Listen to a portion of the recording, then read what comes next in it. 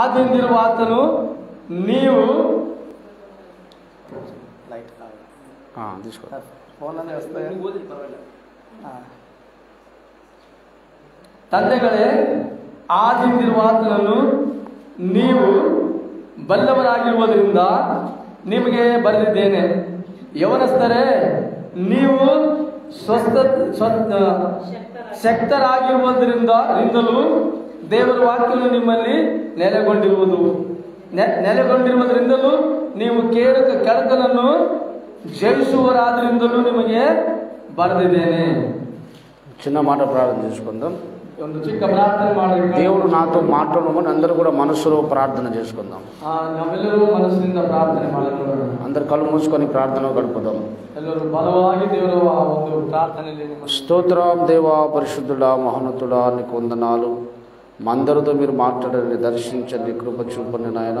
వినే శక్తిని గ్రహించే మనసును దయచి ఆసక్తిని పుట్టించిన వాక్య ప్రత్యక్షతను గురించి తర్జుమ చేసిన లాజరస్ అయ్య గారికి కూడా నాయన మీరు అభిషేకించి నీ ఆత్మతో, నీ పరిశుద్ధాత్మతో నింపి వాడుకోమని ప్రార్థిస్తున్నాం. ఆయన తర్జుమ చేయడానికి శక్తిని, సామర్థ్యం దయచేయమని ప్రార్థిస్తున్నాం.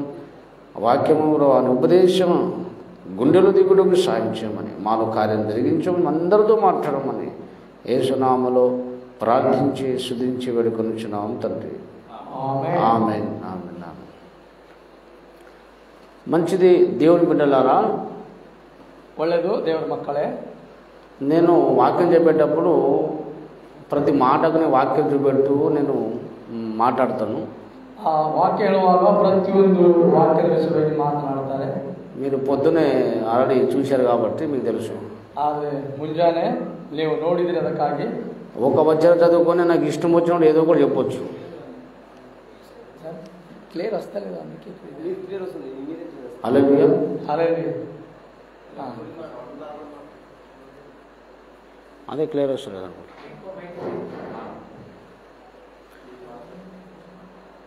దేవుని వాక్యము ప్రసంగం చేసేటప్పుడు నేను చెప్పిన ప్రతి మాటకు, ప్రసంగం ಮಾಡುವಾಗ ಹೇಳಿದಂತ ಪ್ರತಿಯೊಂದು ಮಾತುಗಳು నేను ప్రతి మాటకు వాక్యం చూపెడుతూ ఉంటాను. ನಾವು ಪ್ರತಿಯೊಂದು ಮಾತಿಗೆ ವಾಕ್ಯವನ್ನು ತೋರಿಸ್ತಾ ಇರ್ತಾರೆ. చాలామంది మీకు అలవాటు ఉండొచ్చు, ఎందుకంటే ఒక వచనం చదివేసి మళ్ళా ప్రసంగము వింటాం మనము. అదే మాటలకి అభ్యాస ಇದೆ, ಒಂದು ವಚನ ಹೇಳಿ ಅದನ್ನ ಹಾಗೆ ಮುಂದೆ ಹೋಗ್ತಾ ಇರ್ತಾರೆ. అంటే పౌలు పద్ధతి ఏమిటంటే, అదేనంటే అపోస్తులైన పౌలు భక్తుని యొక్క పద్ధతి ఏమిటంటే, అపోస్తల పౌలుల పద్ధతి ఏನೆಂದರೆ ఆయన ఏ మాట చెప్పినా ఆ వచనం చూపెడతాడు అనమాట. ಯಾವ పౌలు ಯಾವ ಮಾತು ಹೇಳಿದರು ఆ వచనವನ್ನೇ ಹೇಳ್ತಾ ಇದ್ರು. ఇప్పుడు నేను కూడా ఏ మాట చెప్పినా ఆ వచనం చూపెట్టి మాట్లాడతాను.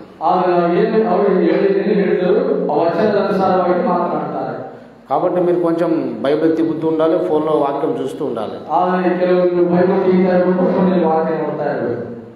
కాబట్టి ఇక్కడ మనం చదువుకున్న లేఖన భాగంలో మీ కన్నడ భాషలో అక్కడ అర్థమవుతుంది. ఇక్కడ యవనస్తులారా అన్నాడు, ಇಲ್ಲಿ ಯೌವನಸ್ಥರೇ ಎಂಬುದಾಗಿ ಹೇಳ್ತಾ ಇದ್ದಾರೆ. మీరు బలవంతులు, ನೀವು బలవంతులు, అలాగే దేవుని వాక్యం మీ యందు నిలిచి ఉన్నది, ನೀವು ದೇವರ ವಾಕ್ಯದಲ್ಲಿ ನಿಂತುಕೊಳ್ಳಿರಿ, మీరు దుష్టుని జయించి ఉన్నారు, ನೀವು ದುಷ್ಟರನ್ನು ಜಯಿಸುತ್ತೀರಿ అని ఇక్కడ రాయబడి ఉంది. ಇಲ್ಲಿ ಬರೆಯಲ್ಪಟ್ಟಿದೆ. ఇక్కడ యవనస్తులు చెప్తున్నాడు, ಇಲ್ಲಿ ಯೌವನಸ್ಥರು ಹೇಳ್ತಾ ಇದ್ದಾರೆ, మీరు బలవంతుడు, ನೀವು బలవంతుడు, అలాగే మీరు దేవుని వాక్యము మీ యందు నిలిచి ఉన్నది, ದೇವರ ವಾಕ್ಯವು ನಿಮ್ಮಲ್ಲಿ ನಿಂತುಕೊಂಡಿದೆ, అలాగే మీరు దుష్టుని అంటే సైతానికి మీరు జయించి ఉన్నారు అన్నారు. ನೀವು ಸೈತಾನನ್ನು ಜಯಿಸುತ್ತೀರಿ ಎಂಬುದಾಗಿ ಹೇಳ್ತಾರೆ. అయితే ఇది యవనస్తులు అనగా ఇక్కడ యవనస్తులందరూ ఇవాగ అంటే మనము భౌతికంగా మనము 18 సంవత్సరాలు 20 సంవత్సరాలు ఉన్న యవనస్తుల గురించి కాదు. ಆದರೆ ನಾವು 15 ವರ್ಷ 18 ವರ್ಷ 18 ವರ್ಷ 20 ವರ್ಷ ಅಲ್ಲ. ఈ భౌతిక ప్రపంచంలో యవనస్తుల యొక్క అర్థం వేరు. ఈ ಒಂದು భూలోకದಲ್ಲಿ మనుషులకు యవనస్తులు ಎಂಬುದರ ಅರ್ಥವೇನೆಂದರೆ ఆధ్యాత్మికమైన జీవితంలో యవనస్తులు అంటే అర్థం వేరు. ಆದರೆ ఆధ్యాత్మిక జీవితದಲ್ಲಿ యవనస్తులందరే అర్థవిಲ್ಲ. కాబట్టి చాలా మంది క్రైస్తవ సమాజంలో యవనస్తులు మీరు బలవంతులు అంటే మనము 18 యవన కాలంలో 18 సంవత్సరాలు 20 సంవత్సరాల మధ్య ఉంటే చాలా బలవంతులు అనుకుంటున్నారు. ಆದರೆ ಯವನಸ್ಥರು ಬಹಳ ಬಲವಂತರಾಗಿ ಹೇಳುವಾಗ 15 ರಿಂದ 20 ವರ್ಷ ಒಳಗೆ ಇರುವವರಿಗೆ ಬಲವಂತರು ಯವನಸ್ಥರೆಂಬುದಾಗಿ ಹೇಳ್ತಾರೆ. కానీ అది అలా బైబిల్ చెప్పడం లేదు. ಅದು ಬೈಬಲ್ ಆ ರೀತಿ ಹೇಳುವುದಿಲ್ಲ. యవనస్తులు అంటే మనము 20 సంవత్సరాల నుంచి 18 సంవత్సరాలు 20 సంవత్సరాల వయసు ఉన్న వాళ్ళు కాదని అర్థం కాదు. ಆದರೆ ಯವನಸ್ಥರೆಂಬುದಾಗಿ ಹೇಳುವಾಗ 15 ರಿಂದ 20, 21, 25 ವರ್ಷ ಎಂಬುದಾಗಿ ಹೇಳಬಹುದು. ఇప్పుడు భౌతిక ప్రపంచంలో ಇಲ್ಲಿ ಭೂಲೋಕದ ಪ್ರಪಂಚದಲ್ಲಿ ఇప్పుడు మనము బాలదశ అంటాం. ಅದನ್ನು ಬಾಲಕರು ಎಂಬುದಾಗಿ ಹೇಳ್ತೇವೆ. అంటే మనకు 12 సంవత్సరాలు 13 సంవత్సరాలకు బాలదశ అంటాం. ಆದರೆ 15 ಒಳಗಿರುವಂತ 12 ವರ್ಷ 10 ವರ್ಷ ಇರುವವರಿಗೆ ಬಾಲಕರು. అలాగే మనం ఇక 13 నుంచి ఇక మనము 21 సంవత్సరం వరకు మనము యవనస్తులు అంటాం. ಆದರೆ 15, 13 ವರ್ಷದಿಂದ 20, 21 ವರ್ಷದವರೆಗೂ ಯೌವನದ ಮಕ್ಕಳು ಎಂಬುದಾಗಿ ಹೇಳ್ತಾರೆ. కాబట్టి ఈ 14 సంవత్సరాల నుంచి అలాగే 20-25 సంవత్సరాల మధ్య ఉన్న వయసు కలిగిన యవనస్తులు అని అర్థం కాదు ఇక్కడ. ಆದರೆ ಇದರಲ್ಲಿ 15 ರಿಂದ 20, 21 ಒಳಗೆ ಇರುವಂತಹ ಮಕ್ಕಳಿಗೆ ಯೌವನಸ್ಥರೆಂಬುದಾಗಿ ಸತ್ಯವೇದದಲ್ಲಿ ಅರ್ಥವಿಲ್ಲ. అయితే బైబిలు ఈ భౌతిక ప్రపంచంలో వస్తువులను వాడుకుంటది కానీ ఈ వస్తువుల గురించి దేవుడు మాట్లాడడం లేదు. ಆದರೆ ಈ ಒಂದು ಸತ್ಯವೇದಲ್ಲಿರುವಂತಹ ಈ ಭೂಲೋಕದಲ್ಲಿ ಆ ವಚನ ಮಾತಾಡಿದೆ. ಆದರೆ ಅದು అయితే ఈ భౌతిక ప్రపంచం ఒక వస్తువును దేవుడు చూపెట్టి ఆధ్యాత్మికమైన విషయాలు చెప్తాడన్నమాట. ಆದರೆ ಈ ಲೋಕದಲ್ಲಿರುವಂತಹ ಒಂದು ವಸ್ತುವನ್ನು ತೋರಿಸಿ ಅದಕ್ಕೆ ಆಧ್ಯಾತ್ಮಿಕವಾದ ಮಾತುಗಳನ್ನು ಹೇಳ್ತಾರೆ. ఇప్పుడు యవనస్తులు అంటే మనం కూడా ఇప్పుడు యవనస్తులమే. ಆದರೆ ಯೌವನಸ್ಥರೆಂಬುದಾಗಿ ಹೇಳುವಾಗ ನಾವು ಕೂಡ ಯೌವನಸ್ಥರೇ. అయ్యగారు కూడా యవనస్తులే, వయసు వాళ్ళు ఉన్నాడు కానీ చాలా బలంగా ఉన్నాడు అయ్యగారు. ಆದರೆ ನಾವು ಯೌವನಸ್ಥರೇ, ನಾವು ವಯಸ್ಸಾದರೂ ಬಲವಂತರಿದ್ದೇವೆ ಎಂಬುದಾಗಿ. కాబట్టి అక్కడ సామెలయ్య గారు కూడా యవనస్తులే. స్వామివారు సహా యౌవనస్థరిದ್ದಾರೆ. యవనస్తులు ఇంట్లో పడుకుంటే రాత్రి పగలు పని చేస్తున్నారు. రాత్రి పగలు పని చేస్తున్నాడు ఆయన. రాత్రి పగలు ಕೆಲಸ ಮಾಡ್ತಾರೆ. గనక పిల్లారా, ఇక్కడ యవనస్తులు అన్నది అర్థం వేరు. ಆದರೆ ಯೌವನಸ್ಥರಿಗೆ ಇಲ್ಲಿ ಅರ್ಥವಿಲ್ಲ. నిండు వయసులో ఉన్న వాళ్ళు యవనస్తులు కాదు ఇక్కడ. ಆದರೆ ಮಧ್ಯ ವಯಸ್ಸಿರುವಂತವರು ಯೌವನಸ್ಥರಲ್ಲ. అదే మామూలుగా సాధారణంగా భౌతిక ప్రపంచంలో ఫస్ట్ బాలురం అవుతాం, బాలదశ వస్తుంది ఫస్ట్. ಆದರೆ ಭೂಲೋಕದ ಪ್ರಪಂಚದಲ್ಲಿ ಬಾಲಕರು ಎಂಬುದಾಗಿ ಬರುತ್ತದೆ. దాని తర్వాత యవన దశ వస్తుంది. ಅದಾದ ನಂತರ ಯೌವನಸ್ಥರು ಎಂಬುದಾಗಿ ಬರುತ್ತದೆ. దాని తర్వాత ఏం చేసి ముసలోళ్ళు అంటాం మనం. ಅದಾದ ನಂತರ ಮಧ್ಯಸ್ಥಿತಿಯವರು ಎಂಬುದಾಗಿ. అవునా కదా? ಹೌದಲ್ರಿ.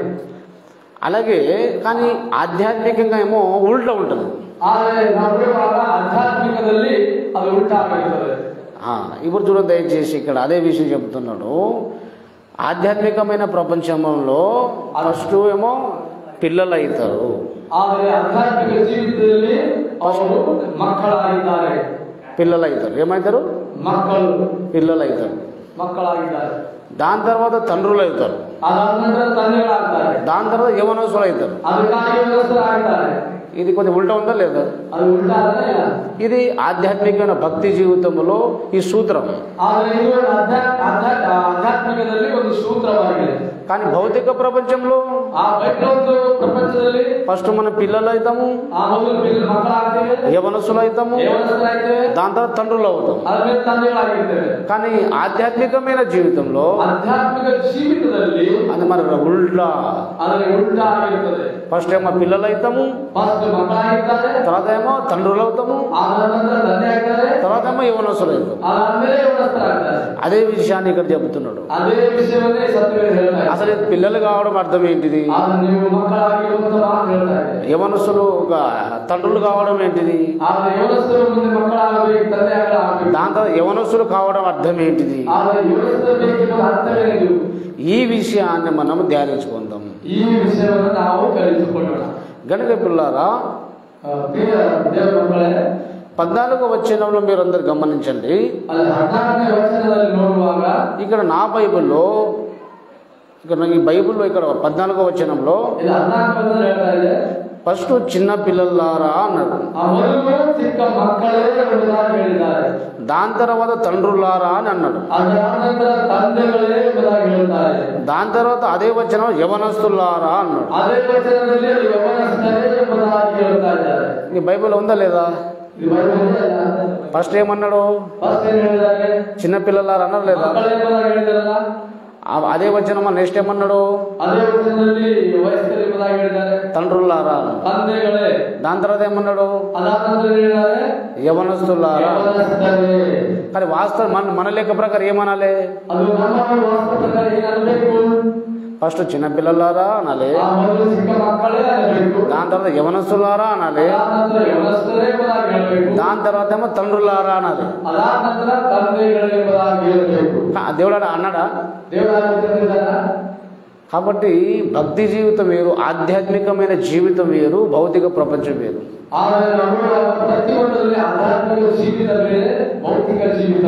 అందుకే మనము బైబిల్ స్టడీ పెట్టుకున్నాం. ఇప్పుడు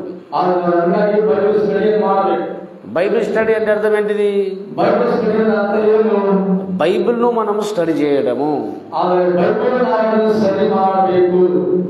అంటే మనము చాలా నిదానంగా ధ్యానించాలి. కొంతమంది దైవ సేవకులు ఉంటారు, ఇక వాళ్ళుగా ప్రసంగం చేస్తే మామూలు స్పీడ్ ఉండదు, ಸ್ವಲ್ಪ ಸ್ಪೀಡ್ ಇರಲ್ಲ, 100 స్పీడ్ మీద ఉంటుంది, కానీ సబ్జెక్ట్ ఉండదు. అది వాస్తవం ఏమిటంటే సబ్జెక్ట్ ఉన్న దైవ సేవకులు చాలా స్లోగా చెప్తారు. సబ్జెక్ట్ లేకపోతే ఏం చేశారంటే గట్టిగా అరిసి ప్రజలను గాబరు చేసి ఆమెనని ముగిస్తారు. దాని ద్వారా ప్రజలు ఏం నేర్చుకున్నాము? దేవుడు నీతో ఏం మాట్లాడిండు అంటే మంచిగా చెప్పిండు అయ్యగారు అంటారు. కానీ ఏం చెప్పాడంటే మంచిగా చెప్పిండు తప్ప ఏం చెప్పాడో బుర్ర లెక్కదు. చాలా మంది పరిస్థితి అట్లాగే ఉన్నది. కాబట్టి చాలా మంది క్రైస్తవ సమాజము ఇప్పుడున్న అమాయకత్వంలో ఉన్నారు. అంటే గట్టిగా అరిస్తే అయ్యగారికి చాలా శక్తి ఉంది అనుకుంటున్నారు.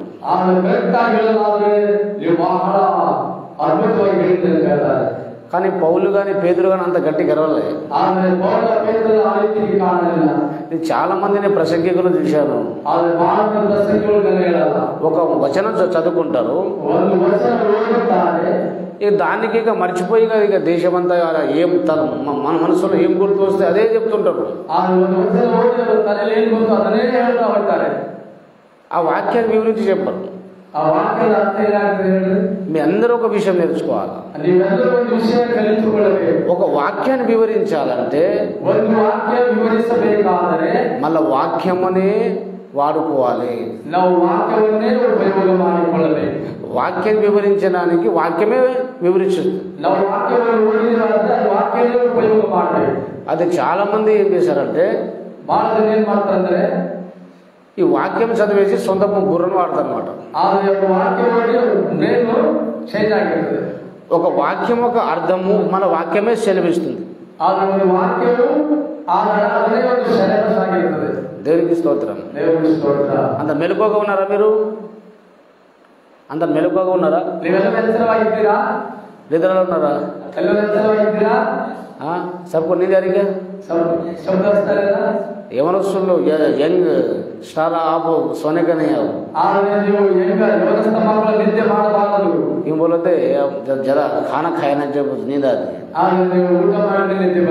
जब क्या करना अपन मच्छर को बहुत बार अपन मारे. मच्छर रहता ना, मच्छर को बहुत सारे बार मार देना. ऐसे मारते से थप्पड़ अपन लगा అవునా? ऐसे अभी जब कभी क्या कर नींद आया ना जो अपन मार लेगा और नींद चले जाए. और बाद वाला मारे ना उसको गुस्सा आता. आप अपन मारे तो गुस्सा नहीं आता. अगर दूसरे को मारे ना मेरे को मारते वो गुस्सा आता. अपना आप मार लेता ना नींद चले जाती, गुस्सा नहीं आता, कुछ प्रॉब्लम नहीं है. కాబట్టి మనము మెలుగకుండా హల్లెలూయా. ಆ ಯೌವನಸ್ಥರ ಅದಕ್ಕಾಗಿ కాబట్టి పిల్లరా ಪ್ರಿಯ ದೇವರ ಮಕ್ಕಳೇ, ఇక్కడ మనము చిన్న పిల్లలము కావాలి, ಇಲ್ಲಿ ನಾವು ಚಿಕ್ಕ ಮಕ್ಕಳಂತೆ ಆಗಬೇಕು. దాని తర్వాత తండ్రులము కావాలి, ಅದಕ್ಕಾಗಿ ಅವರ ತಂದೆಗಳಾಗಬೇಕು. దాని తర్వాతనే యవనస్తులు అవుతాం. ಆದಾದ ನಂತರ ನಾವು ಯೌವನಸ್ಥರಾಗಬೇಕು. యవనస్తులు అయినాను అనుకోను, ಯೌವನಸ್ಥರಾಗ್ತೇವೆ. యవనస్తులను అయినామనుకో, ನಾವು ಯೌವನಸ್ಥರಾದೇವು ತಿಳ್ಕೊಳ್ರಿ, అప్పుడు నువ్వు బలవంతుడు అయిపోతావు, ಅವಾಗ ನಾವು ಬಲವಂತರಾಗ್ತೇವೆ, పవర్ఫుల్ మ్యాన్ గా అయిపోతావు, ಆಗ ಪವರ್ಫುಲ್ ಮನುಷ್ಯರಾಗ್ತೇವೆ.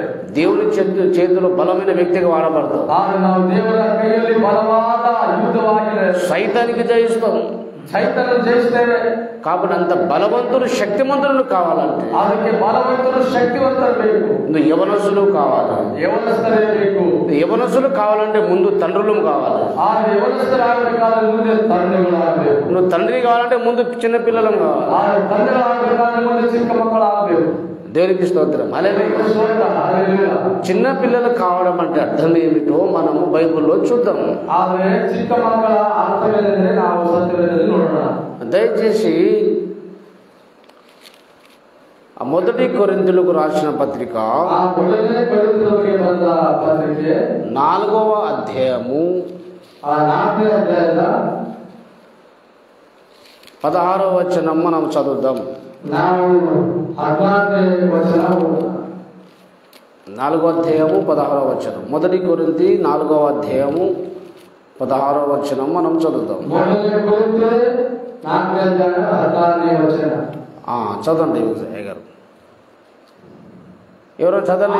ಆದ್ದರಿಂದ ನನ್ನನ್ನು ಅನುಸರಿಸಬೇಕೆಂದು ನಿಮ್ಮನ್ನು ಬೇಡಿಕೊಳ್ಳುತ್ತೇನೆ. ಈ ನಿಮಿತ್ತದಿಂದ ಕರ್ತನಲ್ಲಿ ನನ್ನ ಮಗನಾದ ತಿಮೋಥೆಯನ್ನು ನಿಮ್ಮ ಬಳಿಗೆ ಕಳಿಸಿಕೊಟ್ಟಿದ್ದೇನೆ. ಅವನು ನನಗೆ ಪ್ರಿಯ ನಂಬಿಗಸ್ತನೂ ಆಗಿದ್ದಾನೆ. ಅವನು ಕ್ರಿಸ್ತನ ಸೇವೆಯಲ್ಲಿ ನನ್ನ ನಡವಳಿಕೆಯನ್ನು, ಅಂದರೆ ನನ್ನ ಎಲ್ಲೆಲ್ಲಿಯೂ ಪ್ರತಿಯೊಂದು ಸಭೆಯಲ್ಲಿಯೂ ಬೋಧಿಸುವ ಕ್ರಮವನ್ನು ನಿಮ್ಮ ನೆನಪಿಗೆ ತರುವೆನು. దేవునికి స్తోత్రం. హల్లెలూయా. హల్లెలూయా. ఇక్కడ ఏమన్నాడు? పౌలు భక్తుడు అంటున్నాడు, ಈ ಪೌಲ ಭಕ್ತರು ಹೇಳ್ತಾ ಇದ್ದಾರೆ, యేసునందు ಯೇಸು ಕ್ರಿಸ್ತನಲ್ಲಿ స్వార్థ ద్వారా ಸುವಾರ್ತೆಯ ಆಸೆ ಆಗಬೇಕು. మిమ్మును నేను కంటిని అన్నాడు. ನಿಮ್ಮನ್ನು ನೀವೇ కంటిని, ಹುಟ್ಟಿದ್ದೀರಿ. మిమ్మును నేను కంటిని. ನಿಮ್ಮನ್ನೇ ಹುಟ್ಟಿದ್ದೀರಿ. బైబిల్లో ఉందా? మీ బైబిల్లో ఉందా? బైబిల్ ಇದೆ. ఏమన్నాడు ఇక్కడ? పౌలు భక్తుడు అంటున్నాడు 16వ వచనములో, ಅಲ್ಲಿ ಪೌಲ ಭಕ್ತರು 16ನೇ ವಚನದಲ್ಲಿ ಹೇಳ್ತಾನೆ, క్రీస్తు యేసునందు, క్రీస్తు యేసునందు 16వ వచనం, ಅದೇ 4వ, అదే లేదు. ಆದ್ದರಿಂದ ನನ್ನನ್ನು ಅನುಸರಿಸಬೇಕೆಂದು ನಿಮ್ಮನ್ನು ಬೇಡಿಕೊಳ್ಳುತ್ತೇನೆ. క్రీస్తు యేసునందు సువార్త ద్వారా నేను మిమ్మను కంటిని. 16-15.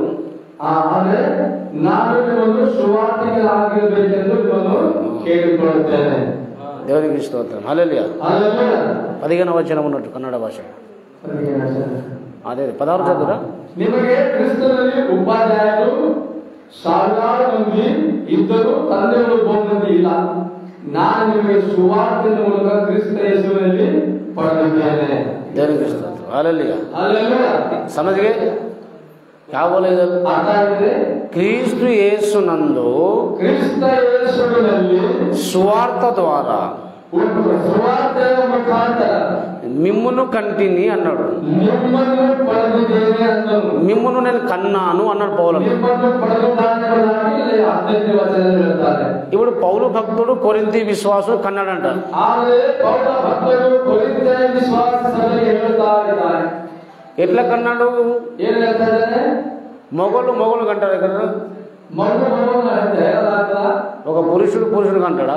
ಒಬ್ಬ ಪುರುಷನು ಅಡಿಬೋದ. మరి ఏమంటున్నాడు పౌలన్న? ಇಲ್ಲಿ ಪೌಲ ಏನ್ ಹೇಳ್ತಾ ಇದ್ದಾನೆ? నేను మిమ్మల్ని కన్నాను అన్నాడు. ನಿಮ್ಮನ್ನು ನಾನು ಪಡೆದಿದ್ದೇನೆ ಎಂಬುದಾಗಿ ಹೇಳ್ತಾ ಇದ್ದಾನೆ. అంటే ఎట్లా కన్నావు? ಯಾರನ್ನು ಪಡೆದಿದ್ದಾನೆ? సువార్త ద్వారా కన్నాను. ಆದರೆ ಸುವಾರ್ತಿಕರನ್ನ ಪಡೆದಿದ್ದೇನೆ. సువార్త అంటే అర్థం ఏంటిది? ಸುವಾರ್ತೆ ಏನು? సువార్త అనగా ఏంటిది? సువార్త అంటేను చాలా మంది సువార్త అంటే ಬಹಳ ಜನರಿಗೆ ಸುವಾರ್ತೆ ಅಂದ್ರೆ ಗೊತ್ತಿಲ್ಲ. తెలుగు చాలా మంది క్రైస్తవ ಬಹಳ ಜನರಿಗೆ అసలు బాధ ఏమిటంటే సువార్త అంటే ఏమిటో చాలా మంది స్పష్టంగా తెలియదు. ಆದರೆ ಸುವಾರ್ತೆ ಅಂದ್ರೆ ಬಹಳ ಜನರಿಗೆ ఇది ತಿಳಿದಿಲ್ಲ. క్రైస్తవ సమాజంలో ಕ್ರೈಸ್ತ ಸಮಾಜದಲ್ಲಿ ఏ అన్నమాట ఏ ಎಂಬ ఏ విషయం నేర్చుకుంటాం కదా, ABCD ಕಲಿಸ್ಕೊತಿಲ್ಲ.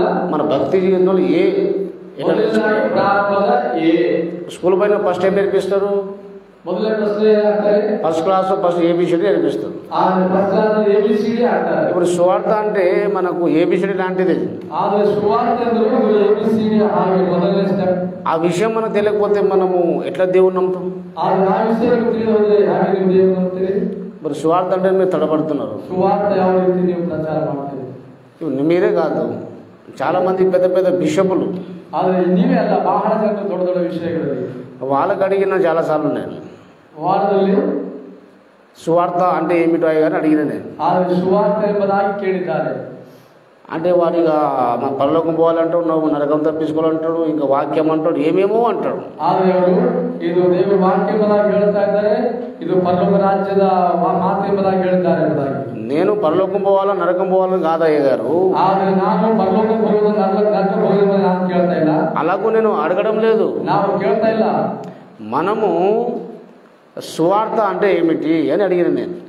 ನಾನು ಸುವಾರ್ತೆ ಎಂಬುದರೆ ಏನು ಎಂಬುದಾಗಿ ಕೇಳಿದ್ದಾರೆ. దానికి కన్ఫ్యూజ్, చాలా మంది గందరగోళంలో కన్ఫ్యూజ్లో ఉన్నారు. ಆದರೆ ಬಹಳ ಜನರು ಒಂದು ಕನ್ಫ್ಯೂಷನ್ ಅಲ್ಲಿ ಇದ್ದಾರೆ. కాబట్టి మీరందరూ తెలుసుకోవాలి. ఇప్పుడు ಅದು ನೀವು ತಿಳ್ಕೊಂಡಿರ್ಬೋದು. బైబుల్ మనం సువార్త చేయాలంటే అర్థం ఏమిటంటే ಆ ಬೈಬಲ್ ಸುವಾರ್ತೆ ಇರುವುದು ಅರ್ಥವೇನೆಂದರೆ వాక్యం ప్రకటించిన సువార్త చేయడం కాదు. ವಾಕ್ಯ ಪ್ರಕಾರ ನಿವೇದನೆ ಸುವಾರ್ತೆ. వాక్యమేమో రక్షణ పొందిన వారికి అవసరము, ಆದರೆ ವಾಕ್ಯದ ಲಕ್ಷ್ಯವನ್ನು ತಿಳಿಯುವಂತಹ ಸುವಾರ್ತೆ. సువార్త అనేది అన్యజనులకు అవసరము.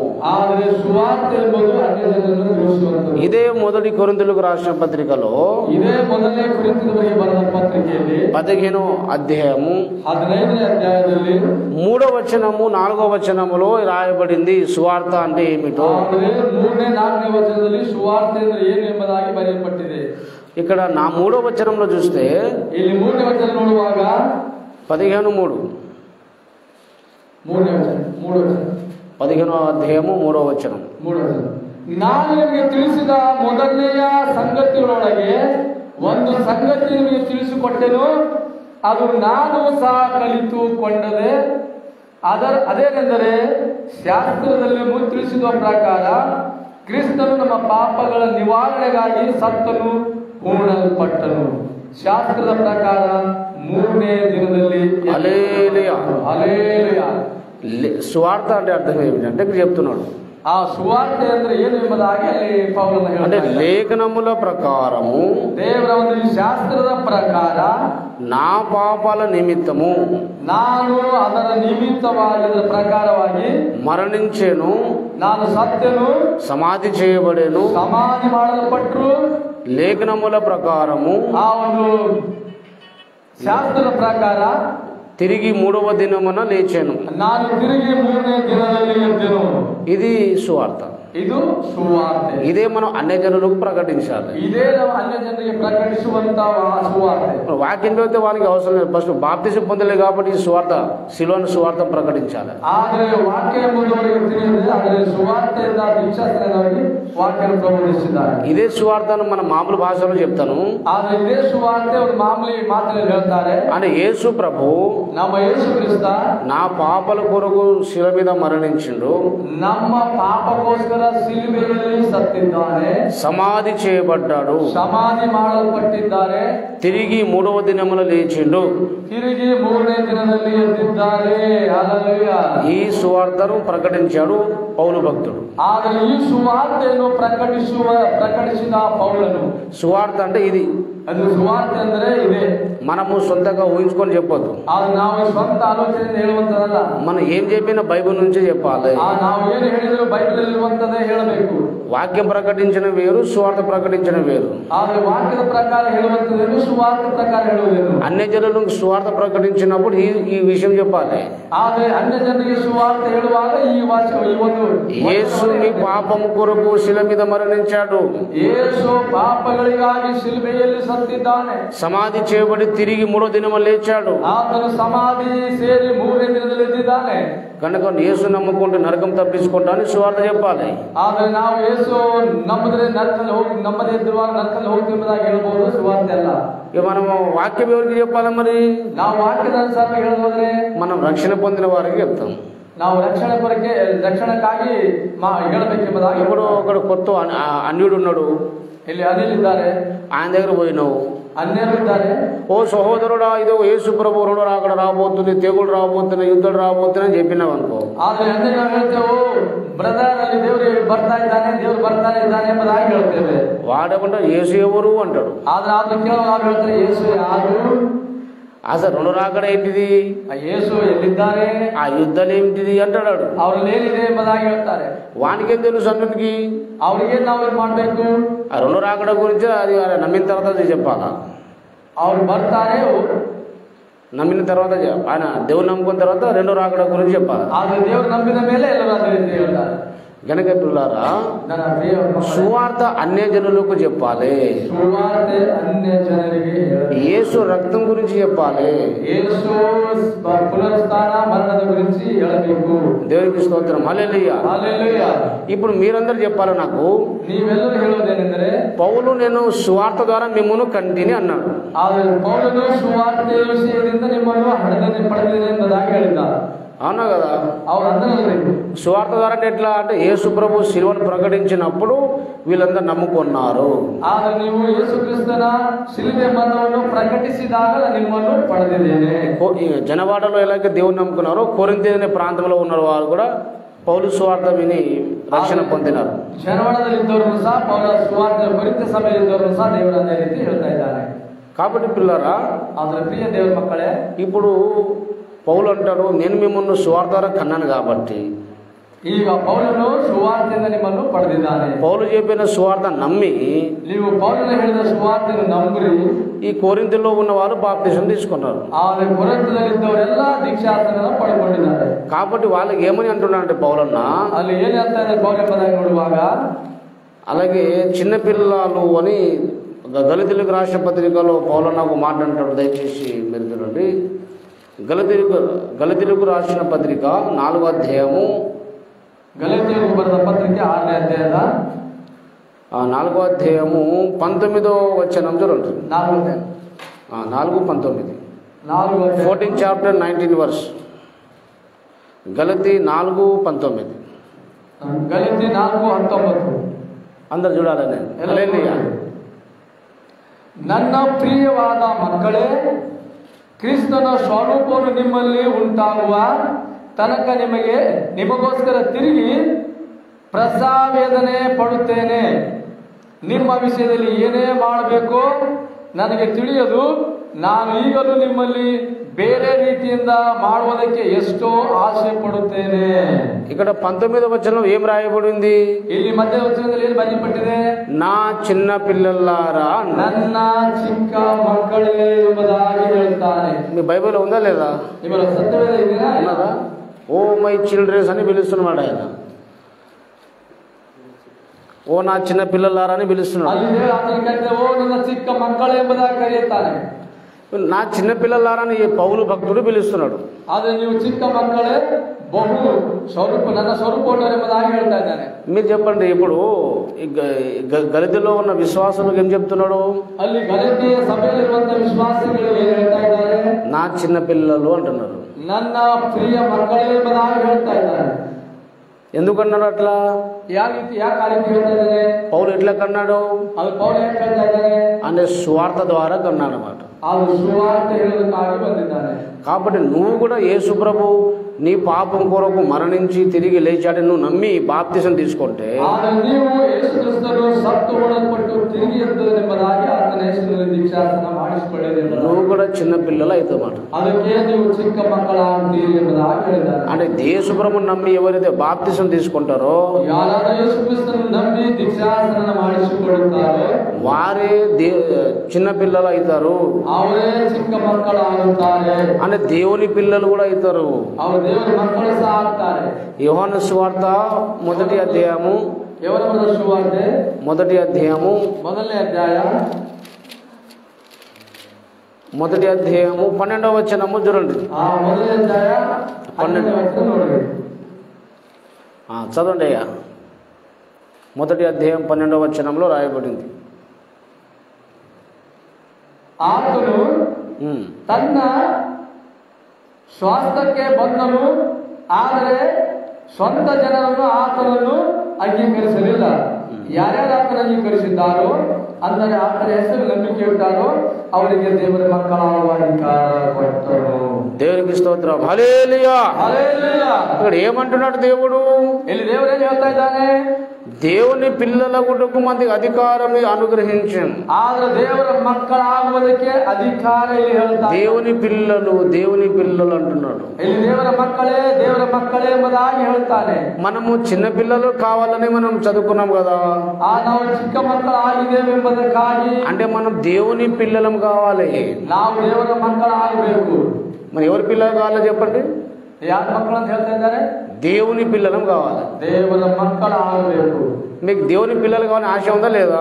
ನಿಮಗೆ ದೇವರ ಮಕ್ಕಳಾಗುವ ಆಸೆ ಇದೆನಾ ಇಲ್ಲ? చేయలేపని ఒకసారి ఎంతమందికి ఇష్టమో? ಎಷ್ಟು ಮಂದಿಗೆ ಮಾకు ದೇವರ ಮಕ್ಕಳಾಗುವ ಅಧಿಕಾರ ಇದೆ? అదేమి సార్ మాకు అంత పిచ్చలో మాకు తెలదా అంటారా లేదా మీరు? నాకు తెలుసు సార్, మేము తప్పకుండా దేవుని పిల్లలం అవుతామని అందరికి కోరిక ఉంటుంది, లేకుండా ఎట్లా ఉంటుంది అంటారు. ದೇವರ ಮಕ್ಕಳಾಗುವ ಅಧಿಕಾರ ಎಲ್ಲರಿಗಿದೆ. దేవుని పిల్లలు మనము కావాలి. హల్లెలూయా. హల్లెలూయా. దేవర మక్కలు ನಾವು ಆಗಬೇಕಾದ್ರೆ నీవు నేను దేవుని పిల్లలం ఎప్పుడైతామంటే, ನಾವು ದೇವರ ಮಕ್ಕಳ ಯಾವಾಗ ಆಗುತ್ತೇವೆಂದರೆ నువ్వు మారు మనసు పొంది, ನೀವು ಮಾರು ಮನಸ್ಸು ಹೊಂದಿ, నీ చెడుతనంనంతా వదులుకొని, ನೀವೆಲ್ಲ ಹಳೆ ಜೀವಿತವನ್ನು ಬಿಟ್ಟು, అలాగే నీ పాపలు ఒప్పుకొని, ಅದನ್ನು ಪಾಪ ಒಪ್ಪಿಕೊಂಡು, అలాగే నువ్వు ముంచడం బాప్తిసం తీసుకున్నప్పుడు దేవుని పిల్లలు అవుతాము. ಆದರೆ ನೀವೆಲ್ಲ ಹಳೆ ಜೀವಿತ ಪಾಪವನ್ನು ಬಿಟ್ಟು ದೇವರನ್ನು ಅಂಗೀಕರಿಸಿದರೆ ನೀವು ದೇವರ ಮಕ್ಕಳಾಗುತ್ತೀರಿ. దేవుని విశ్వాసం ఉంచేవారు దేవుని పిల్లల కొరకు అధికారం అన్నాడు ఇక్కడ. ಆದರೆ ಯಾರು ಆತನ ಅಂಗೀಕರಿಸ್ತಾರೋ ಆತನ ಹೆಸರು ನಂಬಿಕೆ ಇಡುವವರಿಗೆ ದೇವರ ಮಕ್ಕಳಾಗುತ್ತೀರಿ ಎಂಬುದಾಗಿ ಹೇಳ್ತಾರೆ. చాలా మంది దేవుని నమ్మడం అంటే ఏమనుకుంటారు తెలుసా? ಆದರೆ ಬಹಳ ಜನ ದೇವರ ನಂಬಿಕೊಂಬಂದ್ರೆ ಏನಂತ ತಿಳ್ಕೊಳ್ತಾರ ಅಂತ ಗೊತ್ತಾ? యేసు నిజమైన దేవుడు నమ్ముతున్న సార్ అనుకుంటారు. ಆದರೆ ಹೇಳ್ತಾರೆ ನಾವು ಯೇಸು ನಂಬಿದ್ದೇವೆ ಎಂಬುದಾಗಿ ಹೇಳ್ತಾರೆ. దేవుని విశ్వాసం ఉంచడం అంటే దేవుని నిజమైన దేవుడు నమ్మితే సరిపోదు. ಆದರೆ ದೇವರ ವಿಶ್ವಾಸ ಎಂಬುದಾಗಿ ಹೇಳಿದ್ರೆ ದೇವರು ನಂಬುತ್ತಾರೆ. దానికది అర్థం కాదు. ಅದರ ಅರ್ಥ ಇಲ್ಲ. విశ్వాసము అంటే ವಿಶ್ವಾಸ ಅಂದರೆ అందులో విధేయత కూడా ఉంటుంది. ಅಲ್ಲಿ ವಿಧೇಯತೆ ಸಹ ತೋರಿಸ್ತದೆ. దేవుని విశ్వాసం ఉంచుండి అంటే ఒట్టి నమ్మడం కాదు. ಆದರೆ ದೇವರಲ್ಲಿ ವಿಶ್ವಾಸವಿಲ್ಲದೆ ನಂಬಿಕೆ ಇಲ್ಲ.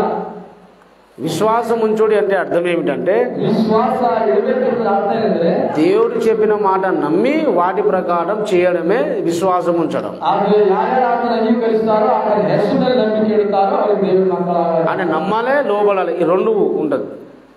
నమ్మకము విధేయత రెండు కలిసి ఉన్నదే విశ్వాసం. ಆದರೆ ನಂಬಿಕೆ ಮತ್ತು ವಿಧೇಯತೆ ಎರಡು ಕೂಡಿಸಿದರೆ ಅದು ಮಾತ್ರ.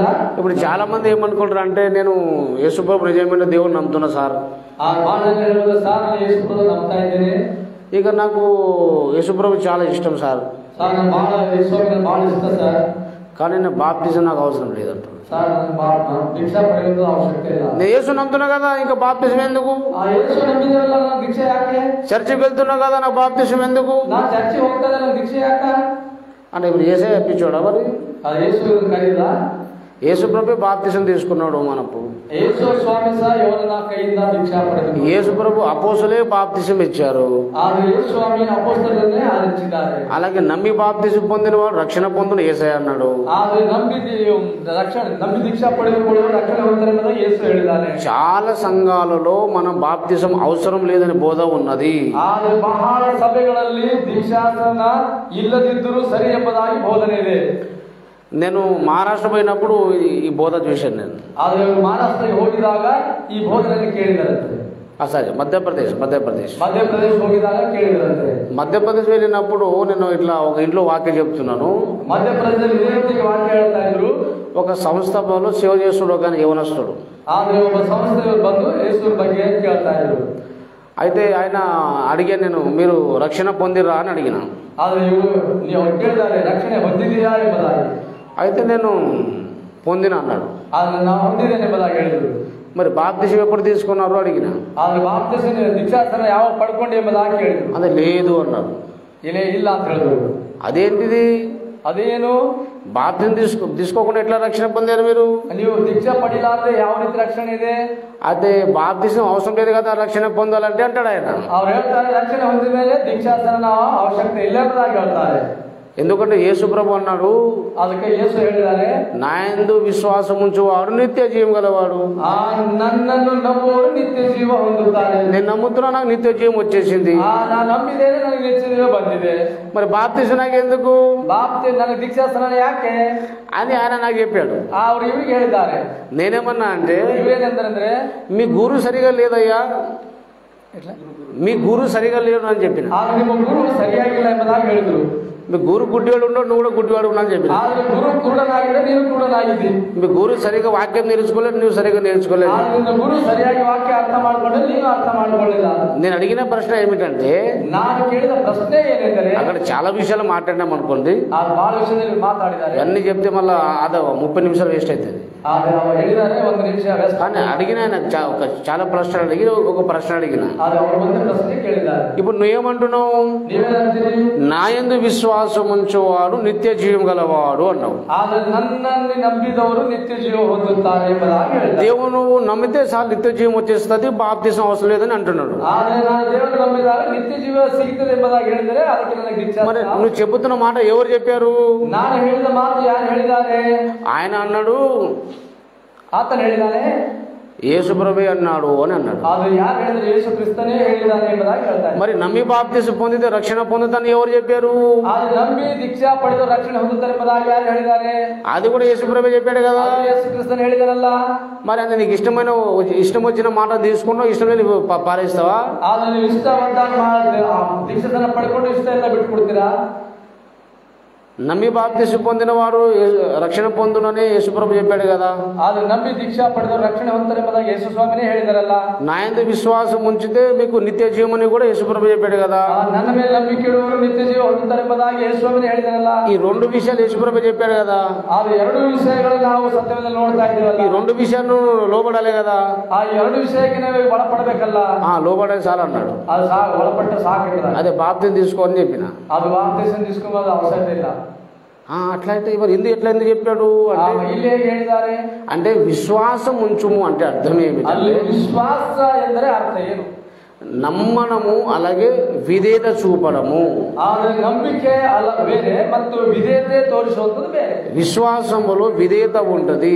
ಅದು ವಿಶ್ವಾಸ ಎಂಬುದು ವಿಧೇಯತೆಯಲ್ಲಿ ಇರುತ್ತದೆ.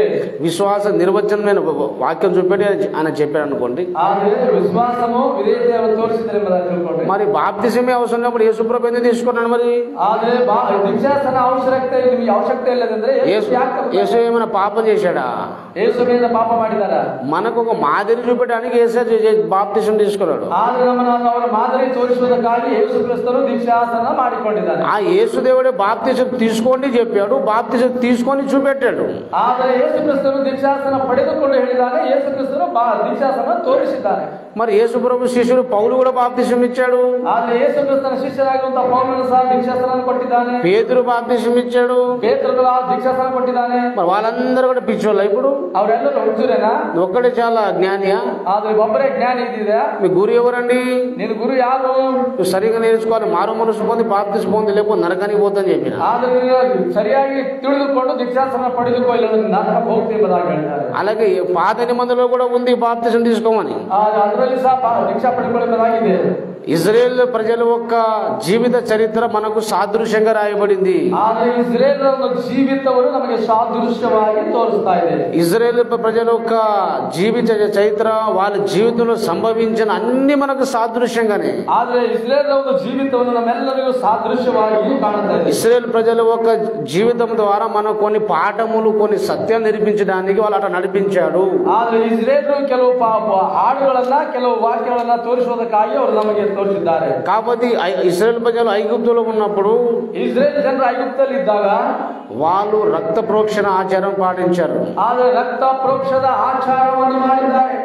అంటే వాళ్ళు అక్కడ ఐగుప్తు దేశంలో పస్కా పశువును వధించారు. ಆದರೆ ಅಲ್ಲಿ ಐಗುಪ್ತ ದೇಶದಲ್ಲಿ ಪಸ್ಕಾ ಮರಿಗಳನ್ನ ಬಲಿ ಕೊಟ್ಟಿದ್ದಾರೆ.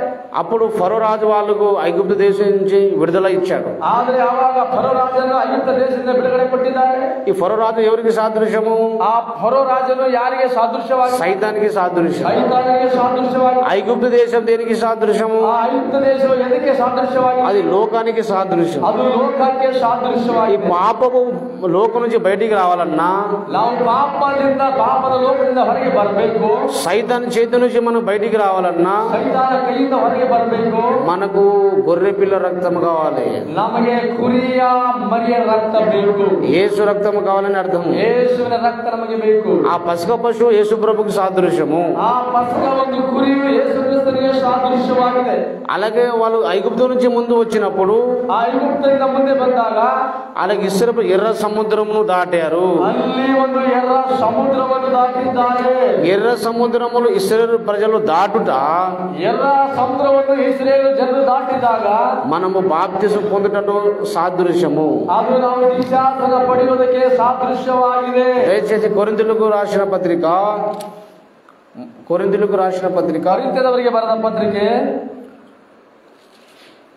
10వ అధ్యాయము మొదటి కొరింథీ ಮೊದಲನೇ ಕೊರಿಂಥ್ಯ 10వ అధ్యాయము 10ನೇ ಅಧ್ಯಾಯದ 2వ వచనం చూడండి. 10 2ನೇ ವಚನ ಓದ್ರಿ. ఎర్ర సముద్రము దాటుట ಕೆಂಪ ಸಮುದ್ರವನ್ನು దాటిದಾಗ మనము బాప్తిసం పొందుట ನಾವು ದೀಕ್ಷಾಸ್ನಾನ ಪಡೆದಿದ್ದೇವಾ అంటే పాత నిబంధనలో కూడా బాప్తిసం పొందాలనే పాఠం లేచి ఉంది. ಅಲ್ಲಿ ದೀಕ್ಷಾಸ್ನಾನ ಪಡೆದವರು ಮತ್ತು ಅದರ ವಿಷಯದಲ್ಲಿ ಹೇಳ್ತಾರೆ. ಅವರೆಲ್ಲರೂ కొత్త నిబంధనలోనే కాదు, ಅದು ಹೊಸ ಒಡಂಬಡಿಕೆಯಲ್ಲಿ ಬರೆದಿದ್ದಾರೆ. బైబిల్ ఒక సారాంశం ఏమిటంటే రక్షణ పొందాలంటే బాప్తిసం తప్పనిసరి అని. ಆದರೆ ಬೈಬಲ್ ಒಂದು ಸಾದೃಶ್ಯವೇನೆಂದರೆ ರಕ್ಷಣೆ ಹೊಂದಬೇಕಾದ್ರೆ ನಾವೆಲ್ಲರೂ ದೀಕ್ಷಾಸ್ನಾನ ಪಡೆಯಬೇಕು. ఈ మొదటి కొరింథీ 10వ అధ్యాయము ಮೊದಲನೇ ಕೊರಿಂಥ್ಯ 10ನೇ ಅಧ್ಯಾಯದಲ್ಲಿ 2వ వచనం చూడండి. 2ನೇ ವಚನದಲ್ಲಿ ಹೇಳ್ತಾ ಇದ್ದಾನೆ, అందరూ మోషేను బట్టి మేఘములోను సముద్రములోను బాప్తిసము పొందిరి. ಅವರೆಲ್ಲರೂ ಸಮುದ್ರದಲ್ಲಿ ದಾಟಿ ಹೋದರು. ಅವರೆಲ್ಲರೂ ಮೋಸೆಯ ಶಿಷ್ಯರಾಗುವುದಕ್ಕಾಗಿ మేఘದಲ್ಲಿಯೂ ಸಮುದ್ರದಲ್ಲಿಯೂ ದೀಕ್ಷಾಸ್ನಾನ ಹೊಂದಿದರು. సముద్రములో బాప్తిసం పొందిరంట. హల్లెలూయా. హల్లెలూయా. సముద్రದಲ್ಲಿ దీక్ష పడదెంಬುದಾಗಿ ఇశ్రాయేలు ప్రజలు ఎర్ర సముద్రము దాటుట మనం బాప్తిసం పొందుటకు సాదృశ్యం. ಆದರೆ ಇಸ್ರೇಲು ఎర్ర సముద్రವನ್ನು దాటుವುದಕ್ಕಾಗಿ దీక్ష పಡೆಯುವುದಕ್ಕೆ ಸಾದೃಶ್ಯವಾಗಿದೆ. కాబట్టి పాత నిబంధన గ్రంథంలో ఏమున్నది? ಆದರೆ ಒಂದು ಹಳೆ ಒಡಂಬಡಿಕೆ ಏನಿದೆ? పౌలు అంటున్నాడు, ಇಲ್ಲಿ ಪೌలు ಹೇಳ್ತಾ ಇದ್ದಾನೆ, ఇజ్రాయేల్ ప్రజలు ఎర్ర సముద్రము దాటారంటే వాళ్ళు బాప్తిసం తీసుకున్నారని అంటున్నాడు. ఇజ్రాయేల్ ಜನರು ಕೆಂಪು ಸಮುದ್ರ ದಾಟಿದರೆಂದರೆ ಅವರು ಆ ನೀರಿನಲ್ಲಿ ಹೋದ ಕಾರಣ ಅವರು దీక్షಾ ಪಡೆದಿದ್ದಾರೆ. కానీ మనం కూడా తప్పకుండా బాప్తిసం తీసుకోవాలా? ನಾವು ಅದೇ ರೀತಿ దీక్షಾಸ್ನಾನ ಪಡೆದುಕೊಳ್ಳಬೇಕು. యేసు ప్రభు కూడా బాప్తిసం తీసుకున్నాడు. యేసు క్రీస్తు దీక్ష పಡೆದಿದ್ದಾನೆ. యేసు ప్రభు బాప్తిసం తీసుకుంటేనే మీకు రక్షణను బోధించాడు. యేసు క్రీస్తు దీక్షాస్నాన పಡೆದ ಮೇಲೆ ನಿಮಗೆ రక్షణ. యేసయ్య కూడా బాప్తిసం ఇచ్చాడు. యేసు క్రీస్తు దీక్ష ಕೊಟ್ಟಿದ್ದಾರೆ. యేసు ప్రభు అపోస్తులు కూడా బాప్తిసం ఇచ్చారు. యేసు క్రీస్తు అపోస్తుల దీక్ష ಕೊಟ್ಟಿದ್ದಾರೆ. యేసు మరణం నుంచి తిరిగి లేచిన తర్వాత 3000 మంది బాప్తిసం తీసుకున్నారు. యేసు క్రీస్తుನ వాక్యವನ್ನು ಕೇಳಿ 3000 ಜನರು రక్షణ ಹೊಂದಿದ್ದಾರೆ, దీక్ష ಪಡೆದಿದ್ದಾರೆ. మరి బాప్తిసమే అవసరం లేదు, మనం రక్షణ పొందాలని బోధ ఎక్కడి నుంచి వచ్చింది? అది ಆದರೆ ನಾವು దీక్షాస్నాన అవసరವಿಲ್ಲದೆಂಬುದಾಗಿ ನಾವು రక్షಣೆ ಹೇಗೆ ಹೊಂದುತ್ತೇವೆ? నువ్వు మారు మనసు పొంది బాప్తిసం పొందు అని బోధించాను నేను. ಆದರೆ ನೀವು ಮಾರು ಮನಸ್ಸನ್ನು ಹೊಂದಿ దీక్ష ಪಡಿಕೊಳ್ಳಿ ಎಂಬುದಾಗಿ ಹೇಳಿದ್ದಾನೆ. అప్పుడు అన్న ఏమన్నాడంటే, ಅವ ಏನಂದ್ರೆ, నీ మాటలు బుల్లెట్ లాగా ఉండదు సార్ అన్నాడు. ಅದು ನಿನ್ನ ಪ್ರಿಯನೇ ಎಂಬುದಾಗಿ ಹೇಳಿದ್ದಾನೆ. నా గుండెలో బుల్లెట్ లాగా దిగిపోతున్నాడు ఆయన. దేవుని నీ మాటలు బుల్లెట్ లాగా నా గుండెలోకి దిగుతుంది అంటున్నాడు. ದೇವರ ಮಾತುಗಳು ಎದೆಗೆ ಹೊಡೆದಂಗ ಆಗ್ತಾ ಇದೆ ಎಂಬುದಾಗಿ బాప్తిసం తీసుకున్నాడు ఆయన. దీక్షాస్నాನ ಪಡೆದಿಲ್ಲ. హల్లెలూయా. హల్లెలూయా. ఇప్పుడు ఎందుకంటే ఆయన బోధకుడు సరిగా లేనప్పుడు అట్లా పరిస్థితి ఉంటుంది. బోధకుడు సరియాగిಲ್ಲದ కారಣ ఈ పరిస్థితి పడుతుంది. అంటే మనం ఎందుకు చెప్తున్నా అంటే మన రక్షింపబడాలంటే బాప్తిసం చాలా అవసరము. ನಾವು ರಕ್ಷಣೆ ಹೊಂದಬೇಕಾದ್ರೆ ದೀಕ್ಷಾಸ್ನಾನ ಪಡೆಯುವುದು ಬಹಳ ಅವಶ್ಯಕತೆ. ఇప్పుడు మీకు మనకు అవసరము, అలాగే మీరు వేరేలోకి చెప్పడానికి ఈ మాట అవసరం. ಆದರೆ ಅದು ದೀಕ್ಷಾಸ್ನಾನ ನಮಗೋಸ್ಕರ ಅದು ಬೇರೆಯವರಿಗೆ ತೋರಿಸೋದಕ್ಕಾಗಿ ಅವಶ್ಯಕತೆ. అట్లాగే మీకు కన్ఫ్యూజ్ చేస్తారు వేరేలు కాబట్టి మన ప్రతి దుర్బోధను అసత్యంను ఖండించాలి. వాక్య వ్యతిరేకమైన బోధన మనం అసహించుకోవాలి. మనము రక్షణ పొందాలంటే బాప్తిసం అవసరం లేదు అనే బోధ రైటా రాంగ్ చెప్పండి మీరు. రక్షణ దీక్ష పడేది నిజనా కరెక్ట్ చెప్పండి ఒకసారి. దీక్ష పడిన రక్షణ ఏమో నిజనా తప్పు తప్పు కదా. తప్పేలా సత్యం ఒకటి ఉండదు కానీ రెండు ఉండదు కదా. అది సత్యం కాబట్టి సత్యం ఒకటే ఉంటుంది. అలాగే మరి బాప్తిసం పొందాలా వద్దా అని ప్రశ్న వచ్చినప్పుడు ಅಲ್ಲಿ ನಾವು ಸತ್ಯ ನೋಡುವಾಗ ದೀಕ್ಷಾ ಪಡಿಬೇಕಾ ಇಲ್ಲ ಎಂಬುದಾಗಿ ಪ್ರಶ್ನೆ ಬರ್ತಾ ಇದೆ. పొందాలన్న సత్యం ఉంటుంది, లేదా పొందకూడదన్న సత్యం, ఏదో కూడా ఒకటే సత్యం ఉంటుంది. ಎರಡು ಸತ್ಯವೇದಲ್ಲೇ ಇರುತ್ತದೆ. ತೆಗೆದುಕೊಳ್ಳಬೇಕೆಂಬುದಾಗಿ ಅದರಲ್ಲೇ ಇರುತ್ತದೆ, ತೆಗೆದುಕೊಳ್ಳಬಾರದು ಎಂಬುದಾಗಿ ಅದರಲ್ಲೇ ಇರುತ್ತದೆ. దేవునికి స్తోత్రం. హల్లెలూయా. హల్లెలూయా. కాబట్టి మనము నమ్మి సువార్తను నమ్మి బాప్తిసం పొందితే మనం చిన్న పిల్లలం అవుతాము. ಆದರೆ ನಾವು ಸುವಾರ್ತೆಯನ್ನು ನಂಬಿ ದೀಕ್ಷಾ ಪಡೆದಿರುವಾಗ ನಾವು ಚಿಕ್ಕ ಮಕ್ಕಳಾಗುತ್ತೇವೆ. మనము బాప్తిసం పొందితే మనము దేవుని పిల్లలం అవుతాము. ನಾವು ದೀಕ್ಷಾಸ್ನಾನ ಪಡೆದ ಮೇಲೆ ದೇವರ ಮಕ್ಕಳಾಗುತ್ತೇವೆ. బాప్తిసం పొందడం ద్వారా మన హృదయంలోకి దేవుడు వస్తాడు. ನಾವು ದೀಕ್ಷಾಸ್ನಾನ ಪಡೆದ ಮೇಲೆ ದೇವರು ನಮ್ಮಲ್ಲಿ ಬರ್ತಾರೆ. బాప్తిసం పొందడం ద్వారా మన పాపాలు దేవుడు కడుగుతాడు. ಆದರೆ ನಾವು ದೀಕ್ಷಾಸ್ನಾನ ಪಡೆದ ಮೇಲೆ ನಮ್ಮ ಪಾಪಗಳು ದೇವರು ತೊಳೆಯುತ್ತಾನೆ. మనం చిన్నపిల్లలు కావాలంటే ఇంత ప్రాసెస్ ఉంది. ನಾವು ಚಿನ್ನ ಮಕ್ಕಳಾಗದೆ ಹೋದರೆ ಇದೆಲ್ಲ ಯಾಕೆ ಅವಶ್ಯಕ? ఈ యవనస్తులకి చాలా దూరం. ಇಲ್ಲಿ ಯೌವನಸ್ಥರನ್ನೇ ಬಹಳ ಜನ. కాబట్టి పిల్లరా, ఇది చిన్న పిల్లలు. అర్థమైందా ఇప్పుడు? చిక్క మక్కళాగಬೇಕು. మన యవనస్తులు కావాలంటే ఫస్ట్ ఏం కావాలి? ನಾವು ಯೌವನಸ್ಥರಾಗಬೇಕು. ఫస్ట్ మొదలైనಬೇಕು చిన్న పిల్లలము కావాలి. చిక్క మక్కళాగಬೇಕು. చిన్న పిల్లలు అంటే మనం నమ్మి బాప్తిసం పొందాలన్నమాట. ಆದರೆ ನಾವು ಚಿಕ್ಕ ಮಕ್ಕಳನ್ನು ಹೇಳುವಾಗ ನಂಬಿ ದೀಕ್ಷಾ ಪಡೆಯಬೇಕು. హృదయంలో యేసును చేర్చుకోవాలి. ನಾವು ನಮ್ಮ ಹೃದಯದಲ್ಲಿ ಯೇಸುವನ್ನು ಸೇರಿಸಿಕೊಳ್ಳಬೇಕು. పాపలు కడుక్కోవాలని ನಾವೆಲ್ಲ ತಿಳ್ಕೊಳ್ಬೇಕು. అప్పుడు నువ్వు దేవుని పిల్లలం అవుతాం. ಆವಾಗ ನೀವು ದೇವರ ಮಕ್ಕಳಾಗ್ತೀರಿ. చిన్న పిల్లలం అవుతాం. ನೀವು చిಕ್ಕ ಮಕ್ಕಳಾಗ್ತೀರಿ. దేవునికి స్తోత్రం వలన. హల్లెలూయా. దాంతో రెండో విషయం ఏమన్నాడు? తండ్రులారా అన్నాడు అక్కడ. ಆದರೆ ಎರಡನೇ ಮಾತೇನೆಂದರೆ ತಂದೆಗಳೇ ಎಂಬುದಾಗಿ. మూల వాక్యంలో ఏమన్నాడు? స్టార్టింగ్ వాక్యంలో ಮೊದಲನೇ ಮಾತೇನಿದೆ? ఏం చదువుకున్నాము? నెక్స్ట్ స్టెప్ ఏంటిది? ಫಸ್ಟ್ ಏನು ಓದಿದ್ರಿ? ఫస్ట్ ఏమో చిన్న పిల్లలు, ಮಕ್ಕಳು ಎಂಬುದಾಗಿ ಮೊದಲನೇದಾಗಿ. దాని నెక్స్ట్ ఏమో తండ్రులారా అన్నాడు. ಎರಡನೇದಾಗಿ ನೋಡುವಾಗ ತಂದೆ ಎಂಬುದಾಗಿ. మూడో స్టెప్ ఏమో యవనస్తులు. ಆ ಮೂರನೇ ಸ್ಟೆಪ್ ಹೋಗುವಾಗ ಯೌವನಸ್ಥರು. దేవునికి స్తోత్రం. హల్లెలూయా. హల్లెలూయా. ముగిస్తున్నా కొద్ది నిమిషాల్లో. ముగిస్తేವೆ ಕೆಲವು ನಿಮಿಷದಲ್ಲಿ. మీరు సంతోషంగా ఉండండి. సంతోషವಾಗಿರ್ರಿ. దేవునికి స్తోత్రం. హల్లెలూయా. హల్లెలూయా. ముగిస్తున్నట్టు అందరూ సంతోషం ఉన్నది. సంతోషವಾಗಿ దేవునికి స్తోత్రం. హల్లెలూయా. హల్లెలూయా. అంటే ఎంజాయ్గా ఉండాలి. దేవుని సన్నిధిలో ఉత్సాహంగా సంతోషంగా ఉండాలి. ನಾವು ಯಾವಾಗಲೂ ದೇವರ ಸನ್ನಿಧಿಯಲ್ಲಿ ಸಂತೋಷವಾಗಿರಬೇಕು. నీ నోటి నిన్న నవ్వు ఉండు బైబిల్లో ఉంది. ನಾವು ಬಾಯಿಯಿಂದ ಅರಿಕೆ ಮಾಡಬೇಕೆಂಬುದಾಗಿ ಬೈಬಲ್ ಹೇಳುತ್ತದೆ. ఒక సంఘంలో నేను బోధ చేశాను. ಆ ಒಂದು ಸಂಘದಲ್ಲಿ ಬೋಧನೆ ಮಾಡಿದ್ದಾರೆ. నవ్వొద్దు, ನಂಬಬೇಡಿ. సంఘంలో అస్సలు నవ్వొద్దు అని బోధ ఒకటి ఉన్నది. ಆದರೆ ಬೋಧಕರು ಹೇಳ್ತಾರೆ ಸಂಘವನ್ನು ಅಸಲ್ಲಾಗಿ ನಂಬಬೇಡಿ. ఎవరైనా ఆ సంఘం నవ్వితేనే వెలగొడతాడు. ಆದರೆ ನೀವು ಯಾರಾದ್ರೂ ಆ ಸಂಘಕ್ಕೆ ನಂಬಿದ್ರೆ ಅದು ಓಡಿಸಿ ಹಾಕ್ತೇವೆ. దుర్మార్గుడు సైతాను పో వదలంటారు. ಆದರೆ ದುರ್ಮಾರ್ಗ ಸಂಘ ಎಂಬುದಾಗಿ ಓಡಿಸಿ ಹಾಕ್ತಾರೆ. జోక్ కాదు, రియల్గా ఉన్నది సంఘం. ಇದು ಜೋಕ್ ಅಲ್ಲ, ನಿಜವಾಗಿ ಇದೆ. అయితే ఆ సంఘంలో నాలాగా ఏమైనా ప్రసంగికులు పోయినానుకో, అదే ఆ సంఘం సార్ ಹೋಗಿದ್ದಾರೆ. నవ్వకుండా ఉంటారా? ಅಲ್ಲಿ ನಗುತ್ತಾ ಇದ್ದಾರಾ? నేను నవ్వుతూ ఉంటా, ప్రసంగం చేస్తాను. ಅವ್ರು ನಕ್ಕೋತಾ ಪ್ರಸಂಗ ಮಾಡಿದ್ದಾರೆ. ఎప్పుడు నేను ఏంటేం 24 ఇంత బాధను నన్ను నవ్వుకుంటాను అన్నట్టు. ಯಾವಾಗಲೂ ಯಾವ సమయ ಇದ್ರು ನಕ್ಕೋತಾ. నేను నవ్వుకున్న ప్రసంగం చేసినప్పుడు ఇక వాళ్ళ పరిస్థితి ఉంటుంది. అది ನಾವು అనుకుంటా ప్రసంగ ಮಾಡಿದ್ರೆ ಅವ್ರ ಪರಿಸ್ಥಿತಿ ಏನಿರ್ತದ? ఆ సంఘంలో అలాంటి ఒక బోధకుడు పోయినట్ట. ఆ సంఘದಲ್ಲಿ ఆ ರೀತಿ ಬೋಧಕರು ಹೋಗಿದಾರಂತ. అయితే ఆ సేవకులు కొంచెము నవ్విపించే మాటలు చెప్పగానే చాలా మంది నవ్వు వచ్చేస్తుంది అందరి సంఘంలో. ಆದ್ರೆ ಆ ಸೇವಕರು ನಗುತ್ತಾ ಸಂದೇಶ ವಾಕ್ಯ ಹೇಳುವಾಗ ಅವರೆಲ್ಲರೂ ನಗುತ್ತಾ ಇದ್ದಿರಂತ. విశ్వాసులందరికి నవ్వు వస్తున్నది. ಆ ವಿಶ್ವಾಸಗಳೆಲ್ಲ ನಗು ಬರ್ತಾ ಇತ್ತು. వాళ్ళు కంట్రోల్ చేసుకుంటారు, అట్లా గట్టిగా ಕಂಟ್ರೋಲ್ ಮಾಡ್ಕೊತಾ ಇದ್ದಾರೆ. కళ్ళు కొడుకుంటారు గట్టిగా. ಅವ್ರು ಈ ರೀತಿಯಾಗಿ ಹಲ್ಲು ಕೊಡ್ಕೊತಾ ಇದ್ದಾರಂತ. ನವ್ತೇನೇಮೋ ಅಯ್ಯಗಾರು ಬೆಲೆ ಕೊಡ್ತಾರು. ಆದ್ರೆ ಇವರು ನಾವು ನಗ್ತೇವೆ ಅಂದ್ರೆ ನನಗೆ ಇವ್ರು ನಮ್ಮ ಸಭಾ ಪಾಲಕರು ನಮ್ಗೆ ಓಡಿಸಾಕ್ತಾರೆ. కాబట్టి ఇక నవ్వేమో కంట్రోల్ అయితే లేదు. నమ్మదే నగలకే తడుకోలేక ಆಗ್ತಾ ಇಲ್ಲ. అందరి నవ్విస్తున్న సేవకుని మీద పక్కన కూర్చున్న అయ్యగారేమో పండ్లు కోరుకుంటున్నాడు. ಆದ್ರೆ ಈ ಒಂದು ನಗಿಸ್ತಾ ಇರುವಂತ ಸೇವಕರ ಪಕ್ಕದಲ್ಲಿ ಕೂತಿರುವಂತ ಆ ಸೇವಕರು ಹಲ್ಲು ಕಡಿತಾ ಇದ್ದಾರೆ ಎಂಬುದಾಗಿ. ವಿಶ್ವಾಸಲೇಮೋ ಕಂಟ್ರೋಲ್ ಕಾಕೂಡ ಹಾ ಹಾ ಹಾ ಹಾ ಹಾ అని నవ్వుడు సాగుతుంది. ಆದ್ರೆ ಆ ಒಂದು ವಿಶ್ವಾಸಿಗಳು ಹಾ ಹಾ ಹಾ ಎಂಬುದಾಗಿ ನಗುತ್ತಾ ಇದ್ದಾರೆ. అప్పుడు అందరు నవ్వుడు స్టార్ట్ చేశారు. అವಾಗ ಎಲ್ಲರೂ నగుతా ఇದ್ದಾರೆ. మైక్ తీసుకున్న అయ్యగారు ఓ నోరు మూయండి అన్నారు అందరు. ಆದ್ರೆ ಮೈಕ್ ಅಂತ ತೆಗೆದುಕೊಂಡು ಓ ಬೋಧಕರು ಎಂಬುದಾಗಿ ಹೇಳಿದ್ರಂತ. మీరంతా నవ్వద్దు మీరు అన్నారు. ನೀವು నగబాడు ఎంಬುದಾಗಿ ಹೇಳಿದ್ರಂತ. కానీ బైబిల్ ఒప్పుకుంటారా? బైబిల్ ఇస్తారా? అసలు ఎంత పిచ్చోళ్ళు తయారో అర్థం కాదు. లేదు ఆ రీతి రుచితో ಹೇಳಿದ್ದಾರೆ. అసలు దేవుని బిడ్డల నోట్ల ఎప్పటికీ నవ్వు ఉండాలి. ఆದ್ರೆ ಯಾವಾಗಲೂ నవ్వుతా ఇರಬೇಕು. ఎప్పుడు బాధలు ఉన్నా సరే నవ్వాలి. ನಮ್ಗೆ ಕಷ್ಟ ಇದ್ರು ಸಹ ನಗ್ತಾ ಇರ್ಬೇಕು. నేను నవ్వడం ద్వారానే సమస్యలు వెళ్ళిపోతాయి. ಆದ್ರೆ ನಾವು ನవ్ವುದಾದ್ರೆ ಸಮಸ್ಯೆಗಳು ಹೋಗಿಬಿಡುತ್ತವೆ. ఎంత నవ్వుతే అంత ఆరోగ్యానికి మంచిది. ಆದ್ರೆ ನవ్ವುದ್ರಿಂದ ಆರೋಗ್ಯ ಚೆನ್ನಾಗಿರ್ತದೆ. బాధలో ఉండి నవ్వుతున్నావు అనుకో ఆ ಒಂದು ಆರೋಗ್ಯದ ತಿಳ್ಕೊಂಡ್ರೆ చాలా మంది అన్యులు రక్షణ పొందుతారు తెలుసా. ಆದ್ರೆ ಅವರು ಅನ್ಯ ಜನರು ಸಹ ರಕ್ಷಣೆ ಹೊಂದುತ್ತಾರೆ. ఇన్ని బాధలు ఉన్నా కూడా నవ్వుతున్నాడు అంటే ఈ వ్యక్తి వాడు దేవుడే సాయం చేస్తున్నాడు కదా అని చాలా మంది దేవుని దగ్గర ఆకర్షితులు అవుతారు. ಆದ್ರೆ ಕಷ್ಟದಿಂದಾಗಿ ನಗುತ್ತಾ ಇದ್ದಾರೆಂದರೆ ಅವರು ದೇವರು ಸಹಾಯ ಮಾಡ್ತಾರೆ ಎಂಬುದಾಗಿ ಅನ್ಯರು ನಂಬುತ್ತಾರೆ. 121వ కీర్తన అనుకుంటా దయచేసి చూడండి. 123ನೇ కీర్తನೆ 126 సారీ 126 కీర్తన 126వ కీర్తన 2వ వచనం చూడండి.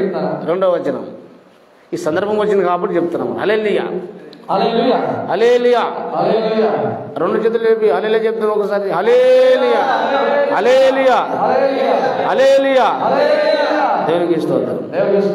126వ కీర్తన 126ನೇ కీర్తನೆ కీర్తన 126 కీర్తನೆ 126 2వ వచనం 2ನೇ ವಚನ చదవండి. ಆಗ ನಮ್ಮ ಬಾಯಿ ಬಲು ನಗೆಯಿಂದಲೂ ನಮ್ಮ ನಾಲಿಗೆ ಹರ್ಷ ಗೀತದಿಂದಲೂ ತುಂಬಿದ್ದವು. ಅನ್ಯಜನರು ಯೆಹೋವನು ಅವರಿಗೋಸ್ಕರ ಮಹತ್ ಕಾರ್ಯಗಳನ್ನು ಮಾಡಿದಾನೆಂದು ತಮ್ಮೊಳಗೆ ಮಾತಾಡಿಕೊಳ್ಳುತ್ತಿದ್ದರು. ఇక్కడ ఏం రాయబడింది? హల్లెలూయా. ఇక్కడ ఏమన్నాను? యెహోవా. కొంతమంది అనుకుంటారంట, ಕೆಲವು ಜನ ಅಂದ್ಕೊಳ್ತಾ ಇದ್ದಾರೆ, అన్యులు అనుకుంటారంట, అన్యರು ಅಂದ್ಕೊಳ್ತಾ ಇದ್ದಾರಂತೆ యెహోవా వీరి కొరకు గొప్ప కార్యము చేశాడు. ಆದ್ರೆ ದೇವರು ಇವರಿಗಾಗಿ ಉಪಕಾರ ಮಾಡ್ತಾ ಇದ್ದಾರೆ. అన్య జనులు ఏమనుకుంటున్నారంట? ಅನ್ಯ ಜನರು ಅಂದ್ಕೊಳ್ತಾ ಇದ್ದಾರೆ వీరి కొరకు యెహోవా గొప్ప కార్యం చేశాడు అనుకుంటారంట. ಆದ್ರೆ ನಿಮಗಾಗಿ ದೇವರು ಉಪಕಾರ ಮಾಡಿದ್ರೆ ಅಂತ ಹೇಳ್ತಾ ಇದ್ದಾರೆ. ఎలా దేని చూసి అంటున్నారంట అన్య జనులు? ಅವ್ರು ಏನು ನೋಡಿ ಅಂದ್ಕೊಳ್ತಾ ಇದ್ದಾರೆ? మన నోటి నిన్న నవ్వు ఉండేను. ನಮ್ಮ ಬಾಯಿಯಿಂದ ನಗು ಇರಬೇಕು. నీ నోట నవ్వు ఉంటే అన్య జనులు దేవుని మహిమపరుస్తారు. ಆದ್ರೆ ನಮ್ಮ ಬಾಯಲ್ಲಿ ನಗು ಇರೋದಾದ್ರೆ ಅನ್ಯ ಜನರು ಸಹ ನಮ್ಮನ್ನ నువ్వే చాలా వికారంగా బాధలో ఉన్నావు అనుకో, ಆದ್ರೆ ನಾವು ಈ ರೀತಿಯಾಗಿ ಒಂದು ಸಮಸ್ಯೆ ಕಷ್ಟದಿಂದ ಹಾಗೆ ಇದ್ದೇವೆ ಅಂತ ತಿಳ್ಕೊಂಡ್ರಿ, మరి అన్య జనులు రక్షణ పొందుతారా? ಅನ್ಯರು ನಂಬುತ್ತಾರ? వీడే బాధలో ఉన్నాడు, నేను నమ్ముకొని ఇంకా పెద్ద బాధలో పడతా అంటాడు. ಆದ್ರೆ ಇವರೇ ಸಮಸ್ಯೆದಲ್ಲಿದ್ದಾರೆ, ಅಳ್ಕೊತ ನಮ್ಕೋ ಇದ್ದಾರೆ, ಇವ್ರ ಹಿಂದೆ ಹೋದ್ರೆ ನಮಗೇನು ಸಿಗ್ತದೆ అంతేనే కదా? ಹೌದಲ್ರಿ? హల్లెలూయా ಹಲ್ಲೆಲೂಯಾ. దేవునికి స్తోత్రం. ದೇವರಿಗೆ ಸ್ತೋತ್ರ. అందుకే మనం దేవుని సన్నిధిలో ఎట్లా ఉండాలి? సంతోషంగా ఉండాలి. ನಾವು ಯಾವಾಗಲೂ ದೇವರ ಸನ್ನಿಧಿಯಲ್ಲಿ ಸಂತೋಷವಾಗಿರಬೇಕು. దేవునికి స్తోత్రం కలుగును గాక. హల్లెలూయా. కనుక పిల్లరా, మనము చిన్నపిల్లలు అయిన తర్వాత తండ్రులము మనం కావాలి. ఇప్పుడు తండ్రులు అంటే మీ ఆల్రెడీ అర్థమైంది సగం. ಆದ್ರೆ ನಾವು ಮಕ್ಕಳಾದ್ಮೇಲೆ ತಂದೆಗಳಾಗಬೇಕು. ఇప్పుడు మనము తండ్రులు కావాలంటే మనం ఏం చేయాలి? ನಾವು ತಂದೆಗಳಾಗಬೇಕಾದ್ರೆ ಏನ್ ಮಾಡಬೇಕು? యవనస్తులందరూ పెళ్లి చేసుకోవాలి. ಯೌವನಸ್ಥರ ಮತ್ತೆ ಹಾಗೆ ಮದುವೆ ಮಾಡ್ಕೋಬೇಕಾ? అంతేనా? ಅದು ಹಾಗೇನಾ? అదే పెళ్లి చేసుకోరా? చెప్పండి. మామూలుగా తండ్రులు అంటే మరి పెళ్లి చేసుకుని పిల్లల కంటే హల్లెలూయా. ತಂದೆಗಳಾಗಿ ಮಕ್ಕಳಾಗಿ ಮತ್ತೆ ನಾವು ಯೌವನಸ್ಥರಾದ್ರೆ ಮತ್ತೆ ಮದುವೆ పెళ్లి చేసుకొని పిల్లల కంటేనే తండ్రులు వెళ్తాం. ಆದ್ರೆ ಮದುವೆ ಮಾಡಿಕೊಂಡು ಮಕ್ಕಳಾದ ಮೇಲೆ ತಂದೆಗಳೆಂಬುತ್ತಾರೆ. కానీ ఇక్కడ ಆದ್ರೆ ಇಲ್ಲಿ భౌతికంగా మనం ఎలా పిల్లలు కంటామో, ನಾವು ಯಾವ ರೀತಿ ಬೋಧಕರು ಮಕ್ಕಳೆಂಬುದಾಗಿ ಹೇಳ್ತೇವೆ, మనము సువార్త చెప్పి కొంతమంది ఆత్మను కనాలి. ನಾವು ಕೆಲವು ಜನರು ಸುವಾರ್ತೆಯನ್ನು ಹೇಳಿ ಆತ್ಮವನ್ನೇ ಕಂಡುಕೊಳ್ಳಬೇಕು. పౌలు అన్నాడు కదా, ಪೌಲ್ ಹೇಳಿದ್ರಲ್ಲ, సువార్త ద్వారా మిమ్మును కంటిని, ಆದ್ರೆ ಸುವಾರ್ತ ವಿಷಯವಾಗಿ ನಿಮ್ಮನ್ನು ಹೆತ್ತಿದ್ದೇನೆ. మనమందరం కూడా సువార్త చెప్పి కొన్ని ఆత్మను కనాలి. ಆದ್ರೆ ನಾವು ಸುವಾರ್ತೆಯನ್ನು ಹೇಳಿ ಆತ್ಮಗಳನ್ನು ಪಡೆಯಬೇಕು. నీ సువార్త ద్వారా కొంతమంది దేవుని దగ్గర రావాలి, దేవుని నమ్ముకోవాలి. ಆದ್ರೆ ನಾವು ಸುವಾರ್ತೆ ಮುಖಾಂತರ ದೇವ್ರನ್ನ ನಂಬಿಕೊಳ್ಬೇಕು. మరి అనుభవం నీకున్నదా? ಆ ರೀತಿ ಇದ್ದೀರಾ? నీ ద్వారా ఎంతమంది ఆత్మరక్షణ పొందారు? ಎಷ್ಟು ಜನ ರಕ್ಷಣೆ ಹೊಂದಿದ್ದೀರಿ? ఎంతమంది సువార్త ప్రకటించారు? దీక్షాసన ಎಷ್ಟು ಜನ ಹೊಂದಿದ್ರಿ? చెప్పిన అర్థమైందా మీ అందరికీ? మీ ద్వారా ఎంతమంది ఆత్మ రక్షణ పొందారు చెప్పండి. ನಿಮ್ಮ ಮುಖಾಂತರ ಎಷ್ಟು ಜನ ಆತ್ಮ ರಕ್ಷಣೆ ಹೊಂದಿದ್ದಾರೆ? ఎంతమంది బాప్తిసం తీసుకున్నారు? ಎಷ್ಟು ಜನ ದೀಕ್ಷಾಸನ ಪಡ್ಕೊಂಡ್ರಿ? దీక్ష ತಗೊಂಡವ್ರ ಕೈ ಎತ್ರಿ. ఎంతమంది బాప్తిసం తీసుకున్నారు మీరు? ನೀವು ಇಷ್ಟು ಜನ దీక్షాసನ ಪಡ್ಕೊಂಡಿರಿ. ఎంతమంది తీసుకోలేరు చేయలేపండి ఒకసారి. ಎಷ್ಟು ಜನ ತಗೊಂಡಿಲ್ಲ ಕೈ ಎತ್ರಿ. ತಗೊಂಬಂದವ್ರ ಕೈ ಎತ್ರಿ. ತಗೊಂಬಂದವ್ರು మీరు తీసుకోలేరా? ಇಲ್ಲ, మీరు తీసుకోలేరు. వెళ్ళిండ్రా? తీసుకోలేదు. 1, 2, 3 కొంతమంది తీసుకోలేరు. మీరు బాప్తిసం తీసుకోలేరు అనమాట. ನೀವು దీక్ష ತಗೊಂಡಿಲ್ಲ ಅಂತ ತಿಳ್ಕೊಳ್ರಿ. దేవునికి స్తోత్రం. హల్లెలూయా. హల్లెలూయా. మీరు అర్జెంట్ ఏం చేయాలి ఇప్పుడు? ఇవాళ ఏం ಮಾಡಬೇಕು? ఏం చేయాలి? ఏం ಮಾಡಬೇಕು? ఏం చేయాలి మీరు? ఏం ಮಾಡಬೇಕು? బాప్తిసము తీసుకోవాలి. అప్పుడు మీరు దేవుని పిల్లలు అవుతారు. దేవునికి స్తోత్రం. హల్లెలూయా. మన బాప్తిని తీసుకోకపోతే మనము దేవుని పిల్లలం కాలేము. ఇప్పుడు దేవుని పిల్లలైన మనము, ದೇವರ ಮಕ್ಕಳಾಗಿರುವಂತ ನಾವು, బాప్తిసం పొందిన మనమందరము, ನಾವು ದೀಕ್ಷಾ ಪಡೆದಿರುವಂತ ನಾವೆಲ್ಲರೂ, రక్షింపబడిన మనమందరము, రక్షణ ಹೊಂದಿರುವಂತ ನಾವೆಲ್ಲರೂ కొన్ని ఆత్మలను మనం సువార్త ద్వారా కనాలి. ನಾವು ಆತ್ಮದ ಮುಖಾಂತರ ಸುವಾರ್ತೆಯನ್ನು ಹೇಳಿ ಅವರನ್ನ ಪಡೆಯಬೇಕು. మరి మీరు ఎంతమందిని సువార్త చెప్పారు? ನೀವು ಎಷ್ಟು ಜನ ಸುವಾರ್ತೆ ಹೇಳಿದ್ರಿ? చెప్తారా? సువార్త చెప్తారా? ಎಷ್ಟು ಜನರಿಗೆ ಹೇಳಿದ್ರಿ? నేను ఈ స్వార్థ ప్రకటించాను, ఒక ఆత్మ బాప్తిసం తీసుకున్నది అన్నవారు చేయలేమండి. ಆಗ ನಾನು ಸುವಾರ್ತೆ ಹೇಳಿದ್ದೇನೆ, ಅವ್ರು ದೀಕ್ಷಾ ಪಡೆದರೆಂಬುದಾಗಿ ಯಾರಾದ್ರೂ ನಿಮಗೆ ಇದ್ದೆ ಅದರ ಕೈ ಎತ್ತಿ ಅಂತವ್ರು.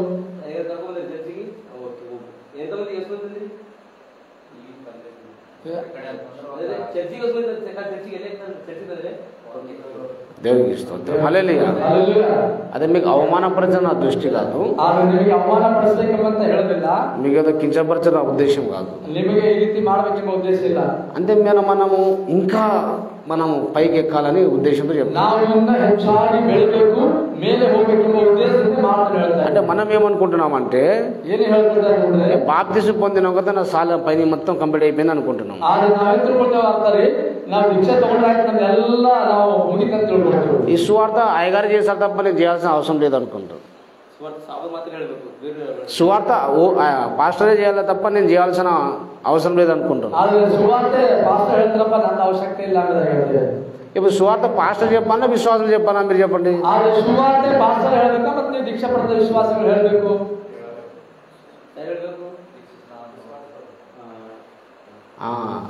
దీక్ష స్నానం అంటారా? బాప్తిసం దీక్ష స్నానం పొందిన అందరూ కూడా సువార్తను ప్రకటించారు. నమ్మి బాప్తిసం పొందిన ప్రతి ఒక్కరు సువార్త ప్రకటించడమే. కానీ సంఘములో మన వాక్యం చెప్పడము అభిషక్త సేవకులు మాత్రమే చెప్తారు. కానీ అన్యజనులకు సువార్త స్త్రీలైనా పురుషులైనా ఎవరంటే వాళ్ళు చెప్పొచ్చు అన్యులకు. ఎందుకంటే యేసుప్రభు చెప్పాడు, మీరు సర్వలోకానికి వెళ్ళి సర్వ సృష్టిని సువార్తను ప్రకటించుడి. అందరికి ప్రకటించాలి. బాప్తిసం పొందిన ప్రతి ఒక్కరు కూడా ప్రకటించాలి.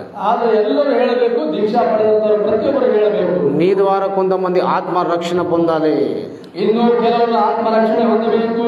లేకపోతే నిన్ను బట్టి దేవుడు సంతోషించాడు, దేవుడు ఆనందించాడు. నువ్వు స్వార్థ ప్రకటించి ప్రారంభించాలి. అదే అందరము సువార్త ప్రకటించి సాధ్యం కాకపోవచ్చు.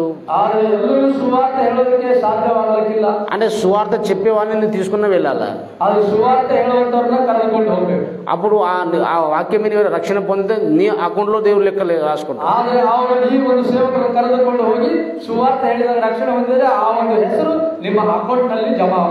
అవకాశం ఉంటే నువ్వే సువార్త ప్రకటించు. ಅವಕಾಶ ಇದ್ದರೆ ನೀವೇ ಸುವಾರ್ತೆ ಹೇಳ್ತೀರಿ. అది కూడా చేత కాలేదనుకోండి, ಅದು ಒಳ್ಳೇದಾಗಿರ್ತದ.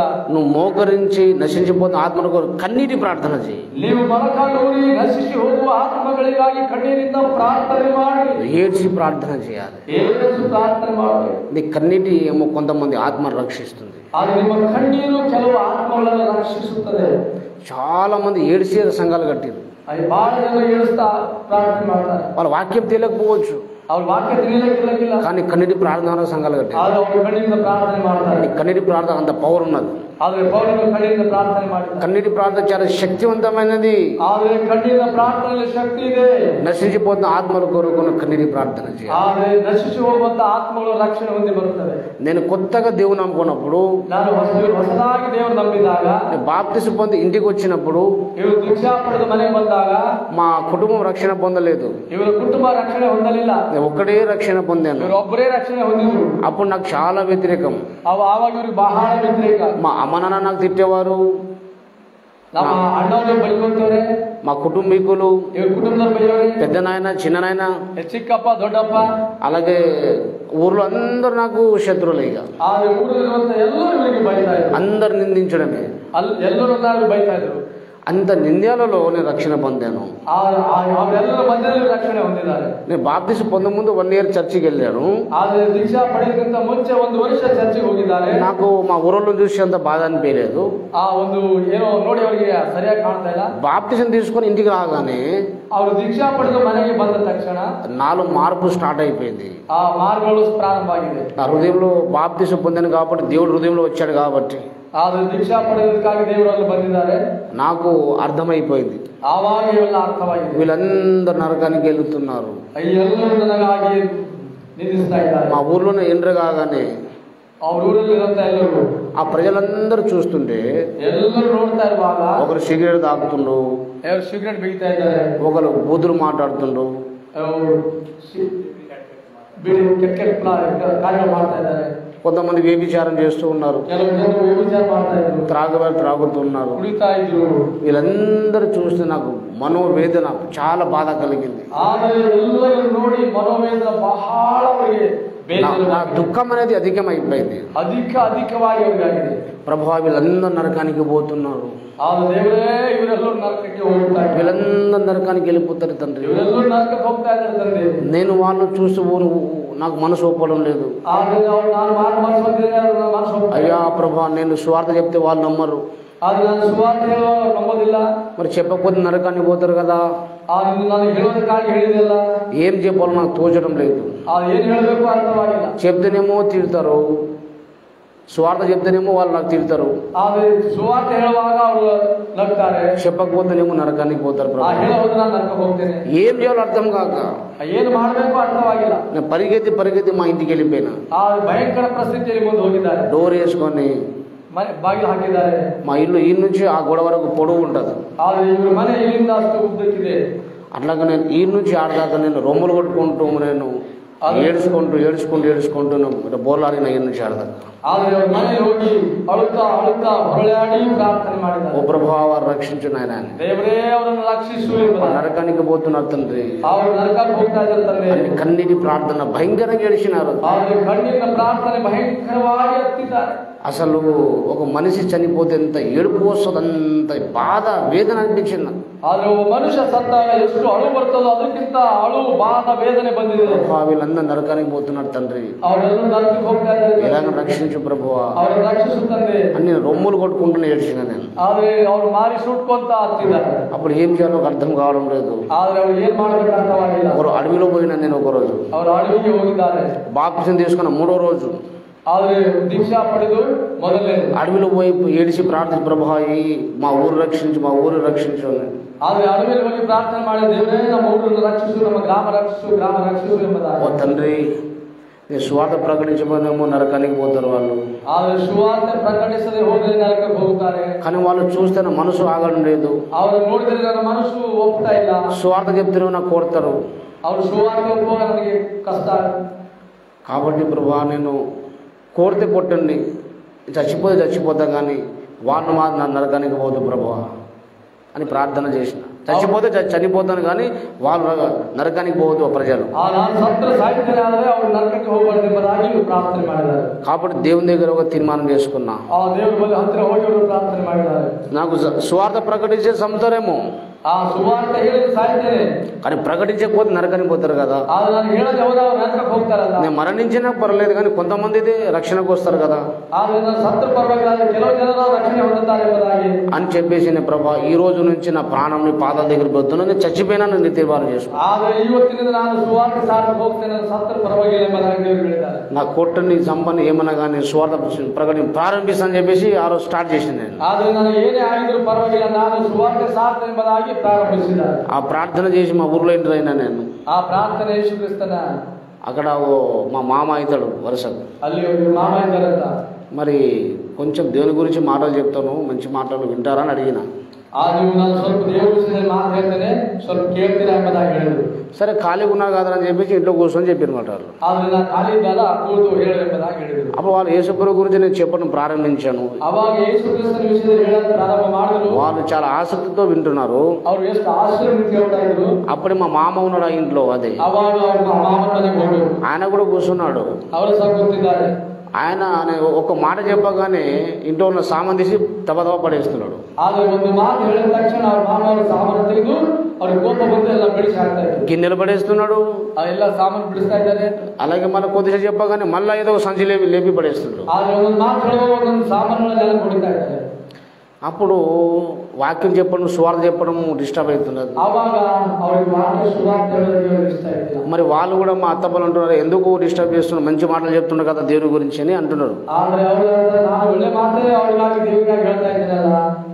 కానీ ಆದರೆ ఇక నాకు అర్థమైంది ఆయనలో దయ్యం దూరిందని. ఆయనలో దయ్యం దూరిందని అర్థమైంది. ಅದು ಅವರಿಗೆ ದೇವರ ಮಕ್ಕಳೆಂಬುದಾಗಿ ಅರ್ಥವಾಯಿತು. సాతాను అందరూ దూరిండు. ಇದು సాధారణ మనుషులಲ್ಲ, దేవರ ಮಕ್ಕಳೆಂಬುದಾಗಿ. ఇక రాని చెప్పి కూర్చోబెట్టిను. ಅವರು ಕರೆದು ಕೂಡಿಸಿದ್ದಾರೆ. చేతుల నుంచి ప్రార్థన చేసిన. ಆ ಮೇಲೆ ಪ್ರಾರ್ಥನೆ ಮಾಡಿದ್ದಾರೆ. నేను ప్రార్థన చేస్తుంటే వాడు గిడిగిల కొట్టుకున్నాడు. ಆದರೆ ಅವರು ಕೈಗೆ ಪ್ರಾರ್ಥನೆ ಮಾಡುವಾಗ ಗಡಗಡ ನಡುತ್ತಾ ಇದ್ದಾರೆ. నాకు ఇట్లా పళ్ళు కొరుకుతూ ఇట్లా నాకు చంపాలని ఇట్లా ఏదాకా చేయవస్తుందని. ಆದರೆ ಅವರು ಹಲ್ಲು ಕಡಿಕೊಳ್ತಾ ಇವರನ್ನು ಕೊಲ್ಲಬೇಕೆಂಬುದಾಗಿ ಈ ರೀತಿ ಕೈ ತಂದರೆ ఇలాగానే చేయవస్తుంది కానీ అంత నాకు ముట్టలేకపోతున్నాడు. ಆದರೆ ಈ ರೀತಿ ಕೈ ಬಂದಿದೆ, ಆದರೆ ಇವರಿಗೆ ಮುಟ್ಟಲಿಲ್ಲ. కటకట పళ్ళు కొరుకుతున్నాడు. ಅವರು హల్లు కడితా ఇದ್ದಾರೆ. గిలగిల కొట్టుకుంటున్నాడు ఆయన. ಆದರೆ ಬದಲಾಡ್ತಾ ಇದ್ದಾರೆ. ఒక 2-3 నిమిషాల్లో దయ్యం వెళ్ళిపోయింది. ಅವರು ನಿಮಿಷದಿಂದ ಹೋಗ್ಬಿಟ್ಟಿದ್ದಾರೆ. విశ్వాసం వచ్చేసింది. ಅವರಿಗೆ ವಿಶ್ವಾಸ ಬಂದಿದೆ. అట్లా మా ఊరందరికి స్వార్థ ప్రకటించారు. ಆವಾಗ ಎಲ್ಲರಿಗೂ ವಿಶ್ವಾಸ ಬಂದಿದೆ. ఒక్కొక్కరికి 30 సార్లు 50 సార్లు 100 సార్లు చెప్పిన స్వార్థ. ಎಲ್ಲರೂ ಒಬ್ಬರಿಗೆ ಎಲ್ಲರನ್ನ ಸುವಾರ್ತೆ ಸಾರಿ ఊరందరికీ స్వార్థ ప్రకటించి ಅವರೆಲ್ಲರೂ ಸುವಾರ್ತೆಯನ್ನು ಸಾರಿ అలాగే నాకు దేవుడు ఇక్కడ వెళ్ళిపోన్నాడు, ఇక వేరే ప్రాంతం వెళ్ళిపోన్నాడు. ఈ విషయం ఎందుకు మీకు అంటున్నా అంటే, మన గుండెలో భారం ఉన్నప్పుడు, ನಮ್ಮ ಒಂದು ಹೃದಯದಲ್ಲಿ ಭಾರ ಇರುವಾಗ నీ సువార్త కొరకు దారాలు తెరుస్తాడు దేవుడు. ನಾವು ಸುವಾರ್ತೆಯನ್ನು ಪ್ರಕಟಿಸಿ ಆರಾಧನೆ ಮಾಡಬೇಕು. నీ గుండెలో దుఃఖము, బాధ, భారం లేకపోతే, ನಿಮ್ಮ ಹೃದಯದಲ್ಲಿ ದುಃಖ ಭಾರ ಇಲ್ಲದೆ ಹೋದರೆ దేవుడు నీకు ఎప్పటికీ వాడుకోడు.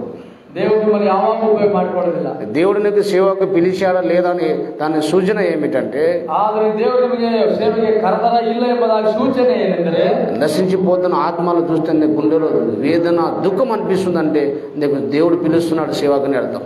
ಆದರೆ ಈ ಒಂದು ನಶಿಸುವ ಆತ್ಮಗಳಿಗಾಗಿ ನಿನಗೆ ದುಃಖ ವೇದನೆ ಇದೆ ಅಂದರೆ ನೀನು ದೇವರನ್ನ ಆಶೀರ್ಕರಿಸನೆಂಬುದಾಗಿ. నశించిపోతున్న ఆత్మలను బట్టి, ನೀನು ನಶಿಸುವ ఆత్మಗಳ విషయದಲ್ಲಿ నీకు దుఃఖం అనిపిస్తుందంటే, ನಿನಗೆ ದುಃಖ ಅನಿಸ್ತಾ ಇದೆ ಅಂದ್ರೆ, అలాగే నువ్వు ఆటోమేటిక్ సువార్త ప్రకటిస్తావు. ನೀವು ಆಟೋಮೆಟಿಕ್ ಆಗಿ ಸುವಾರ್ತೆ అలా సువార్త ప్రకటించే కొంతమంది ఆత్మ రక్షణలోకి పొందుతారు. ಆದರೆ ನೀವು ಸುವಾರ್ತೆ ಹೇಳುವಾಗ ಕೆಲವು ಆತ್ಮಗಳು ರಕ್ಷಣೆ ಹೊಂದುತ್ತಾರೆ. అలాగే నీ ద్వారా కొంతమంది ఆత్మ రక్షణ పొందాలి.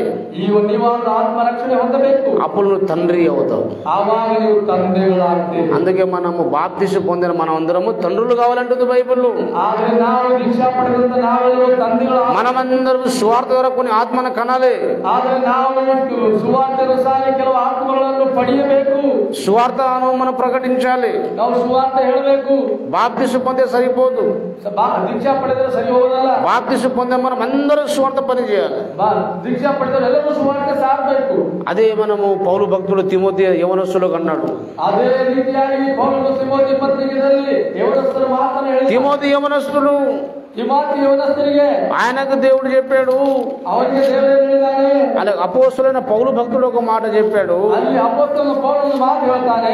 తిమోతికి రాసిన పత్రిక తిమోతి ಅವನಿಗೆ ಬರೆದ రెండవ పత్రిక 2ನೇ పత్రిಕೆ అలాగే మనము 5వ వచనం 4వ అధ్యాయము 4ನೇ అధ్యాయದ 2వ తిమోతి 2ನೇ ತಿಮೋತಿ 2 తిమోతి 4వ అధ్యాయము 4ನೇ అధ్యాయದ 5వ వచనం 5ನೇ ವಚನದಲ್ಲಿ అయితే నీవు ಆದರೆ ನೀನು ಎಲ್ಲಾ ವಿಷಯಗಳಲ್ಲಿ ಸ್ವಸ್ಥ ಚಿತ್ತನಾಗಿರು, ಶ್ರಮೆಯನ್ನು ತಾಳಿಕೋ, ಸುವಾರ್ತಿಕನ ಕೆಲಸವನ್ನು ಮಾಡು, ನಿನಗೆ ನೇಮಿಸಿರುವ ಸೇವೆಯನ್ನು ಲೋಪವಿಲ್ಲದೆ ನಡೆಸು, ಯಾಕೆಂದರೆ ನಾನಂತೂ ಈಗಲೇ 5వ వచనం ఒకటే.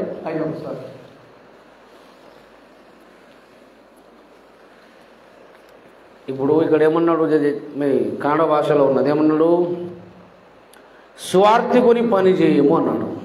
ఏమన్నాడు, సువార్తికుని ಕೆಲಸ ಮಾಡು ಎಂಬುದಾಗಿ. ఓ తిమోతి, ఓ తిమోతినే, ఓ యవనస్తుడా, ఓ యవనస్తుడే, నువ్వు శ్రమ పడుము.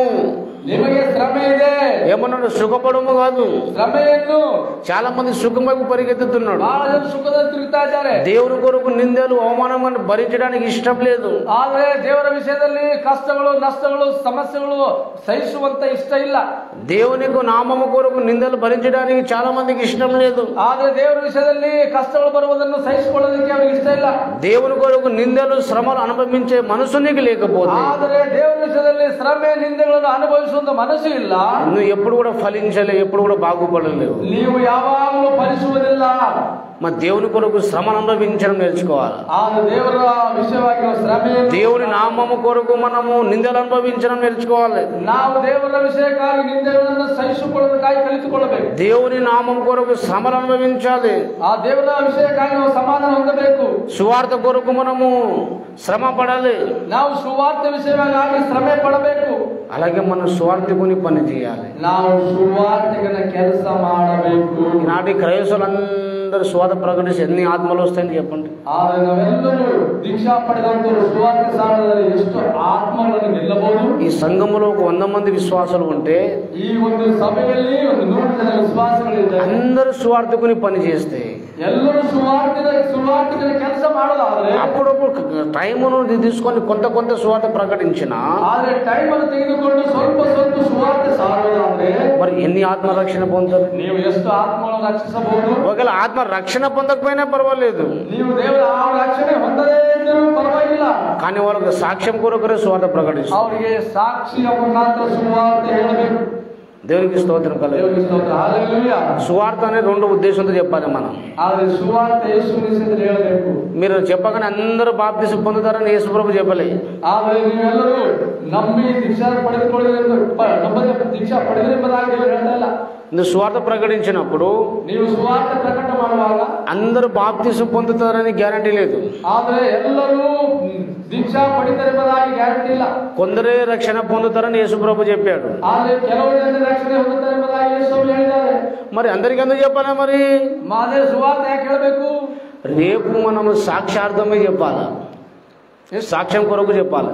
ಎಷ್ಟು ಸಾಕ್ಷಿ ವಿಷಯಕ್ಕಾಗಿ ಹೇಳಬೇಕು. రేపు పరలోకం పోయిన తర్వాత ನಾವು ಪರಲೋಕಕ್ಕೆ ಹೋದಾಗ అక్కడ నాకు కూడా సువార్త చెప్తే నేను నమ్మేవాడిని కాదా ప్రభువా, అన్యాయంగా నరకాన్ని పంపుతాడు అంటాడు. ಆದರೆ ನಾನು ಸುವಾರ್ತೆ ಹೇಳಿದೆ ಎಂಬುದಾಗಿ ಕೇಳ್ತಾರಿಲ್ಲ. అప్పుడు దేవుడు అన్యాయస్తుడు అవుతాడు అక్కడ. ಅಲ್ಲಿ ದೇವರಿಗೆ మనం ಪ್ರಶ್ನೆ ಮಾಡಬಹುದು. కాబట్టి దేవుడు మనం గెలిపించడానికి, ದೇವರು ನಮ್ಮನ್ನು ನೇಮಿಸಿದಕ್ಕೆ, దేవునికి గెలిపించడానికి, ದೇವರನ್ನು ಗೆಲ್ಲಿಸಿದವರಿಗೆ, దేవుడు న్యాయవంతుడని నిరూపించడానికి, ದೇವರು ನ್ಯಾಯವಂತನಾಗಿ ನಿಲ್ಲಿಸಿದ್ದಾನೆ, దేవుడు ప్రేమ కలిగిన వాడని మనము నిరూపించడానికి, ನಾವು ದೇವರು ಪ್ರೇಮ ಉಳ್ಳ ದೇವರಾಗಿದೆ ಎಂಬುದಾಗಿ ನಿರೂಪಿಸುವುದಕ್ಕಾಗಿ వీడు రక్షణ పొందడని తెలిసినా సరే సువార్త చెప్పాలా. ಆದರೆ ರಕ್ಷಣೆ ಹೊಂದಿದ ಎಂಬುದಾಗಿ ತಿಳಿದು ನಾವು ನಾವು ಸುವಾರ್ತೆ ಹೇಳಬೇಕು. లేకపోతే ఇది చచ్చిపోయిన తర్వాత ఏం చెప్తాడంటే, ಆದ್ರೆ ನಾವು ಸತ್ತು ಹೋದ ನಂತರ ಏನ್ ಹೇಳ್ತೇವೆ ಅಂದ್ರೆ, ఇగో ప్రభా నాకు చెప్తే నేను కూడా నమ్మేవాణి కదా అంటాడు.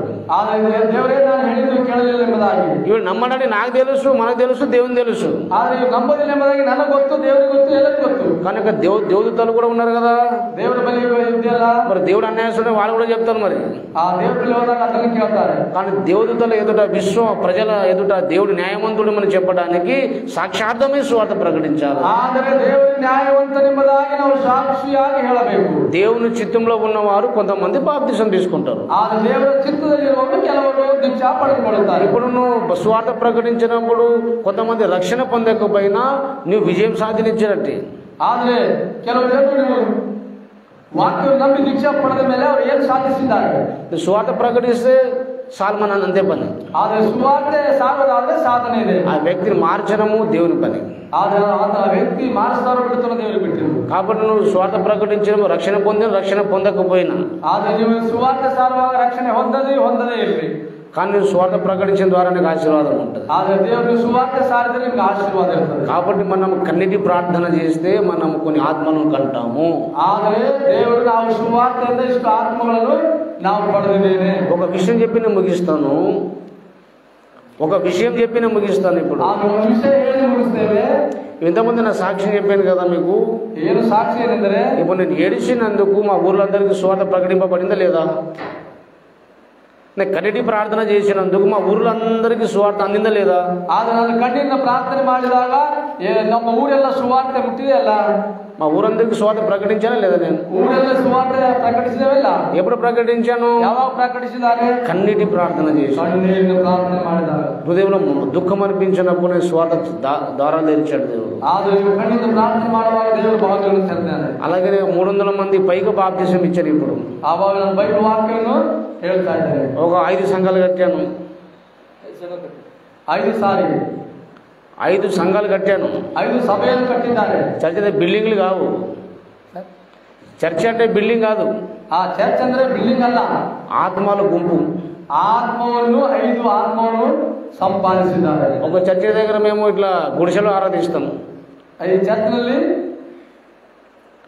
గుడిసె ఈ చర్చ్ అలా గుడిసెಗಳ ಹಾಕ್ತಾರೆ. చర్చ్ అంటే బిల్డింగ్ కాదు. చర్చ్ ಅಂದ್ರೆ బిల్డింగ్ అಲ್ಲ. చాలా మంది చర్చ్ కట్టాను అంటే బిల్డింగ్ కట్టినావు అనుకుంటారు చాలా మంది. అది బాగా చర్చ్ ಅಂದ್ರೆ బిల్డింగ్ కట్టారు ಅಂತ ಹೇಳ್ತಾರೆ. పెద్ద చర్చ్ కట్టినాం, అది దొడ్ಡ చర్చ్ ಆಗಿದ್ರು. 1000 మంది ఆ చర్చిలో వస్తున్నారు. 1000 మంది ఆ చర్చిలో వస్తున్నారు. ఆ బాగా జనం చర్చిలో ಬರ್ತಾ ಇದ್ದಾರೆ. కానీ ఎవరు బాప్తిసం తీసుకోలేదు. ఆ యారో దీక్షతన పడబోలేదా? మరి ఆ మందిరమేనా? అది ఆలయం అవుతుందా? చెప్పండి, ಹೇಳಿ. పనికి వస్తుందా మందిరము? బిల్డింగ్ కట్టినాం కానీ చాలా మంది ఆత్మరక్షణ పొందలేదు. ಆದರೆ బిల్డింగ్ కట్టిದ್ರು ಬಹಳ ಜನ ಆತ್ಮರಕ್ಷಣೆ ಹೊಂದಲಿಲ್ಲ. కానీ మరి ఇది ఆ బిల్డింగ్ మరి దేవుడికి సంతోషిస్తాడా? ఆ దేవుడికి బిల్డింగ్ అవశ్యకతనా? బిల్డింగ్ అవసరమే, బిల్డింగ్ అవశ్యకతనే. కానీ బిల్డింగ్ కట్టినందుకు దేవుడు మెచ్చుకోడు. ఆ బిల్డింగ్ అని పొందుకుంటాడు, దేవుడు మెచ్చಲಿಲ್ಲ. ఆత్మ రక్షణ పొందినప్పుడు దేవుడు మెచ్చుకుంటాడు. ಆದರೆ ఆత్మ రక్షణ పొంది దీక్ష పొందినాక దేవుడు మెచ్చుతాడు. హల్లెలూయా. హల్లెలూయా. కొన్ని పెద్ద చర్చిలు ఉంటాయి. ఆ దొడ్డ చర్చిలు ఇస్తావే, అందులో వేల థౌజండ్స్ పీపుల్స్ అందులో వెళ్తారు. ಅಲ್ಲಿ ಸಾವಿರಾರು ಜನರು ಇರ್ತಾರೆ. కానీ బాప్తిసం పొందిన వారు 100 మంది ఉంటారు. ಅಲ್ಲಿ 1000 ಜನ ಚರ್ಚಲ್ಲಿ ಇದ್ದಾರೆ, ಅಲ್ಲಿ 10 ಜನ ಮಾತ್ರ దీక్ష ಪಡೆದರು. మళ్ళీ బాప్తిసం పొందిన వాళ్ళు కూడా ఎవరు సువార్త ప్రకటించారు. ಆದರೆ ಆ దీక్ష ಪಡೆದವರು ಸಹ ಯಾವ ಸುವಾರ್ತೆ ಸಾರಲಿಲ್ಲ. మరి ప్రేమ కలిగి ఉండరు, ಅವರು ಪ್ರೀತಿಯಿಂದ ಇರೋದಿಲ್ಲ, కక్షలతో ఉంటారు, ಅವರು ರಕ್ಷಣೆ ಇರೋದಿಲ್ಲ, ఒకరి పట్ల ఒకరు ద్వేషంతో ఉంటారు. ಆದರೆ ಒಬ್ಬರ ಮೇಲೆ ಒಬ್ಬರು ದೋಷ ಮಾಡ್ಕೊಂಡಿರ್ತಾರೆ. కాబట్టి ఆ పెద్ద బిల్డింగ్ ను చూసి దేవుడు సంతోషిస్తారా? ఆ దొడ్ಡ ನಮ್ಮ బిల్డింగ్ ನೋಡಿ దేవుడు సంతోష పడతారా? ఆ చర్చిలో చాలా మంది వస్తారు కాబట్టి సంతోషిస్తాడా? చర్చిలో బహಳ జನ ಬಂದು సంతోష పడతారా? కానీ మనం సంతోషించడు. ಅವರು దేవుడు సంతోషిస్తాడు. దేవుడు ఎప్పుడు సంతోషిస్తాడంటే, ಯಾವಾಗ దేవుడు సంతోషిస్తాడంటే ఒక సంఘంలో 10 మంది అయినా సరే, ಆದರೆ ದೇವರು ಸಭೆಯಲ್ಲಿ 10 ಮಂದಿ ಇದ್ರೂ ಸಾಕು, వారు రక్షణ పొంది ప్రేమతో నింపబడి సువార్త కొరకు పోరాడుతారు, వాళ్ళను బట్టి దేవుడు సంతోషిస్తాడు. ಆದರೆ ರಕ್ಷಣೆ ಹೊಂದಿ ದೇವರ ಆತ್ಮವನ್ನು ತುಂಬಿಕೊಂಡು ಸುವಾರ್ತೆ ಸಾರೋದಾದ್ರೆ ಪರಲೋಕದ ದೇವರು ಸಂತೋಷ ಪಡುತ್ತಾರೆ. నాకు ఎన్ని కష్టం వచ్చినా బాధలు వచ్చినా నా ప్రాణంను పడగొట్టుకున్నా కానీ యేసును వదలని ఎంతమంది ఉన్నారు సంఘంలో? ಆದ್ರೆ ಈ ಒಂದು ಕಷ್ಟ ಬಂದ್ರು ಸಮಸ್ಯೆ ಬಂದ್ರು ಸಾಯುವಂತ ಸ್ಥಿತಿಯಲ್ಲಿದ್ದಂತ ಜನರು ಎಷ್ಟು ಜನ ಸಂಘದಲ್ಲಿ ಸಭೆಯಲ್ಲಿದ್ದಾರೆ? ఎంతమంది ఉన్నారు చెప్పండి? ಎಷ್ಟು చర్చ ಜನ ಇದ್ದಾರೆ? ఉన్నారా? ಇದ್ದಾರಾ? చిన్న శ్రమ రాగానే చర్చకి మానేస్తారు. ಅದೇ ಚೆಕ್ಕ ಸಭೆ ಎದುರು ಚರ್ಚೆ ಅಂತ ಹೇಳ್ತಾರೆ. వాడే విశ్వాసం అది. ಅವ್ರ ವಿಶ್ವಾಸ ಏನಿದೆ? ఆ పొట్టు 1,00,000 మంది ఆ చర్చిలో ఉన్న ప్రయోజనం లేదు. ಆ 1,00,000 ಜನ ಚರ್ಚೆಲಿದ್ರು ಪ್ರಯೋಜನ ಇಲ್ಲ. నువ్వు చంపినా కొట్టినా నరికినా సరే నేను సువార్త చెప్పడం మానను. ಆದ್ರೆ ನನ್ನ ಹೊಡೆದ್ರು ಕೊಂದ್ರು ಪರವಾಗಿಲ್ಲ, ನಾನು ಸುವಾರ್ತೆ ಸಾರ್ತೀನಿ ಎಂಬುದಾಗಿ ಹೇಳೋದಾದ್ರೆ అలాంటి వాళ్ళు తయారు చేసినాం మనం. ಆ ರೀತಿ ಇರುವಂತವರು తయారు చేసినాం, ಅದು ಸಿದ್ಧ ಮಾಡಿದ್ದಾರೆ. మరి దేవుడు దేని బట్టి సంతోషిస్తాడు? ದೇವರು ఎందుకని సంతోಷ పడతాನೆ? శ్రమలు వస్తేనేమి తట్టుకోడు, శ్రమలు వస్తేవి తట్టుకోలేరు. ಶ್ರಮ ಬಂದಾಗ ತట్టుಕೊಳ್ಳೋದಿಲ್ಲ, ಹೋಗ್ಬಿಡ್ತಾರೆ. దేవుని వదిలేస్తాడు, దేవుని ಬಿಟ್ಬಿಡ್ತಾರೆ, దేవుని మీద సొనుకుతారు. ಸುವಾರ್ತೆ ప్రేమ ఉండదు, దయ ఉండదు. ಆದ್ರೆ ದೇವರಲ್ಲಿ ಭಯ ಇರೋದಿಲ್ಲ. ఆ సంఘం మాది కాదంటాడు, ఈ సంఘం మాది కాదంటాడు. ಆ ಸಭೆ ನನ್ನದಲ್ಲ, ಈ ಸಭೆ ನನ್ನದಲ್ಲ ಅಂತ ಹೇಳ್ತಾರೆ. ఆ సంఘం మనది కాదు, ಆ సభೆ నన్నదಲ್ಲ, ఆ సంఘములో మనం ప్రేమించొద్దు, ನಾವು ಸಂಘಕ್ಕೆ ಹೋಗಬಾರದು, ఆ సంఘము మనకు శత్రువు, ಆ ಸಂಘ ಅವರಿಗೆ ಶತ್ರು. వీడు అసలు మనిషి అయినా అసలు ಇದೆಲ್ಲ ಮನುಷ್ಯ విశ్వాసేనా? ఇది విశ్వాసిಗಳ? ఒక సంఘానికి ఇంకో సంఘాన్ని ద్వేషిస్తున్నా అంటే పెద్ద సైతాన్ని నువ్వు. ಆದ್ರೆ ಒಬ್ಬ ಸಂಘದಲ್ಲಿ ಇನ್ನೊಂದು ಸಭೆಗೆ ಅವರು ದೋಷಿಸ್ತಾರೆ ಅಂದ್ರೆ ಅವರು ದೊಡ್ಡ ಸೈತಾನರು. యేసు నా దేవుడు అన్న ప్రతి ఒక్కడు మన అన్నదమ్ములమే. ಆದ್ರೆ ಯೇಸು ನನ್ನ ದೇವರೆಂಬುದಾಗಿ ನಾವು ಹೇಳುವಂತವರೆಲ್ಲ, అది ఏ సంఘమైనా పర్వాలేదు, ಅದು ಯಾವ ಸಭೆಯಾಗಿದ್ರು, ఏ రాష్ట్రమైనా పర్వాలేదు, ರಾಷ್ಟ್ರವಾಗಿದ್ದರು, అమెరికాలో ఉన్నా పర్వాలేదు, ಅಮೆರಿಕದ ಇದ್ದರೂ ಪರವಾಗಿಲ್ಲ, యేసు నా దేవుడు అని హృదయంలో చేర్చుకున్న ప్రతి ఒక్కడు మన అన్నదమ్ములే. ಆದ್ರೆ ಯೇಸುವನ ನನ್ನ ದೇವರೆಂಬುದಾಗಿ ನಾವು ಹೃದಯದಲ್ಲಿ ಸೇರಿಸಿಕೊಂಡಾಗ ನಾವೆಲ್ಲರೂ ಅಣ್ಣ ತಮ್ಮದರು, ಅಕ್ಕ ತಂಗಿದ್ದಾರೆ. ఆ ప్రేమ ఎక్కడ ఉందండి? ಏನ್ ಮಾಡ್ತಾನ್ರಿ? ప్రేమ లేని సంఘము దేవుడు మెచ్చుకోడు. ಆ ಒಂದು ಪ್ರೀತಿ ಇಲ್ಲದ ಸಂಘ ದೇವರು ಮೆಚ್ಚುವುದಿಲ್ಲ. ప్రేమ లేని విశ్వాసం బట్టి దేవుడు సంతోషించాడు. ಆದ್ರೆ ಪ್ರೇಮ ಇಲ್ಲದ ವಿಶ್ವಾಸಗಳನ್ನು ದೇವರು ಸಂತೋಷವಿಲ್ಲ. ఓ సేవకుడా, ಓ ಸೇವಕರೇ, ఈ సంఘములో ఎంతమంది ప్రేమ కలిగిన వారిని తయారు చేసినావు. ಆದ್ರೆ ನಿನ್ನ ಸಂಘದಲ್ಲಿ ಎಷ್ಟು ಜನ ಇದ್ದಾರೋ ನಂಬಿಕಸ್ಥರಿರುವುದಾಗಿ ದೇವರು. ఒక విశ్వాసి కొరకు నష్టపోయే అనుభవం ఉన్నదా?